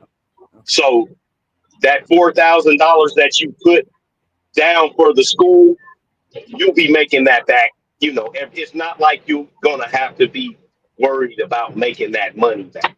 And you never have to. Here's my question. Okay, go ahead. When you do the truck, when you're talking about truck drive, are you talking about over the road, or are we talking about like local, or what are you talking about? So this is what happens. Some companies require that you go over the road for the seasons, like the 4 seasons. winter, spring, summer, fall, you know. And then after, but I want to say, after you get 6 months worth of driving in, you can write your own ticket, which means you can go to any company, and every time you go to a different company, you're going to get a raise. So the more experience you have, the more money you're gonna garner. You're gonna make more money. You heard me? Yes. Okay. All right. Yeah. Okay. Yeah, That's so for the men in the audience. Okay. So that's for the men in the yeah. audience. So and you'll never have to look for a job again. They will always look for you. Do you have to So that's have? all. Do you have to? Can you have a felony? Yes, I am a yes, I am a felon. Okay. I'm just checking for. You know, can you have a felony to do all that? Okay. The only thing is DUIs. Your license has to be straight. So no DUIs. Okay. If you are a drunk or a druggie, you smoking weed and shit like that and doing drugs, you cannot do this. The government does do like random urinalysis tests. So they will call you up one day and say, hey, be down here in an hour to take a drug test. So if you are a drinker or a drugger, DUIs and stuff like that, this is not for you. But if you are a person who is unemployed or underemployed, you know, you making $2,000 or $3,000 a month, go get your CDL and start driving so you can take care of yourself and your family. Okay. All right. Thank you, Black America. Thank you very much. Thank you. Thank you. Thank you. Thank you, thank you, thank you. Thank y'all, thank y'all, thank y'all. Mr. Walker, $10 super sticker, thank you, sir. And then Mr. Walker, $2. Salute to Black America. I thank you all for coming. Thank you very much. Thank you very much. We'll probably have a marriage show tomorrow, or the married letters tomorrow. We'll do that. No smoking weed. I didn't know you could. Okay. The whole thing is that you could have a felony and drive trucks. You just can't be smoking weed and X, Y, and Z.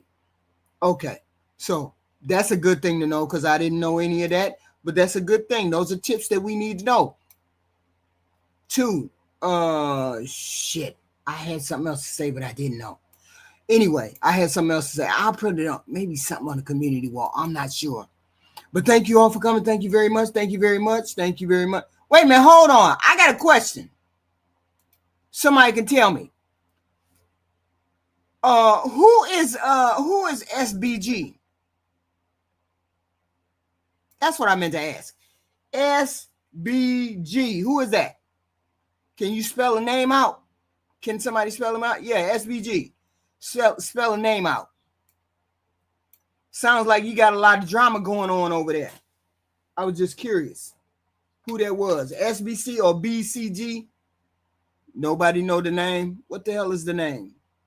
Y'all know what I'm talking about. Oh, a weird name. Who is that? Are you a content creator? Oh. Okay. Okay. Cause sometimes y'all know y'all like messy shit. So is he a messy person? That's the thing. Is he a messy person? Is he one of the messy content creators? I mean, oh, okay, okay. Ain't never heard of it. Ain't never heard of him. One of the black content creators. Okay. IBGS Ib Moore. Wow, that's wild. Bye, guys. Pink Tie Triple 3 a.m. Project Leroy. We will see you again. Great advice, Black America. Thank you very much. Thank you, Tyranny, for showing up. Thank you, ma'am. We will see you all tomorrow, probably. Who knows? We're going to come up with something. We'll come up with something. We just don't know what.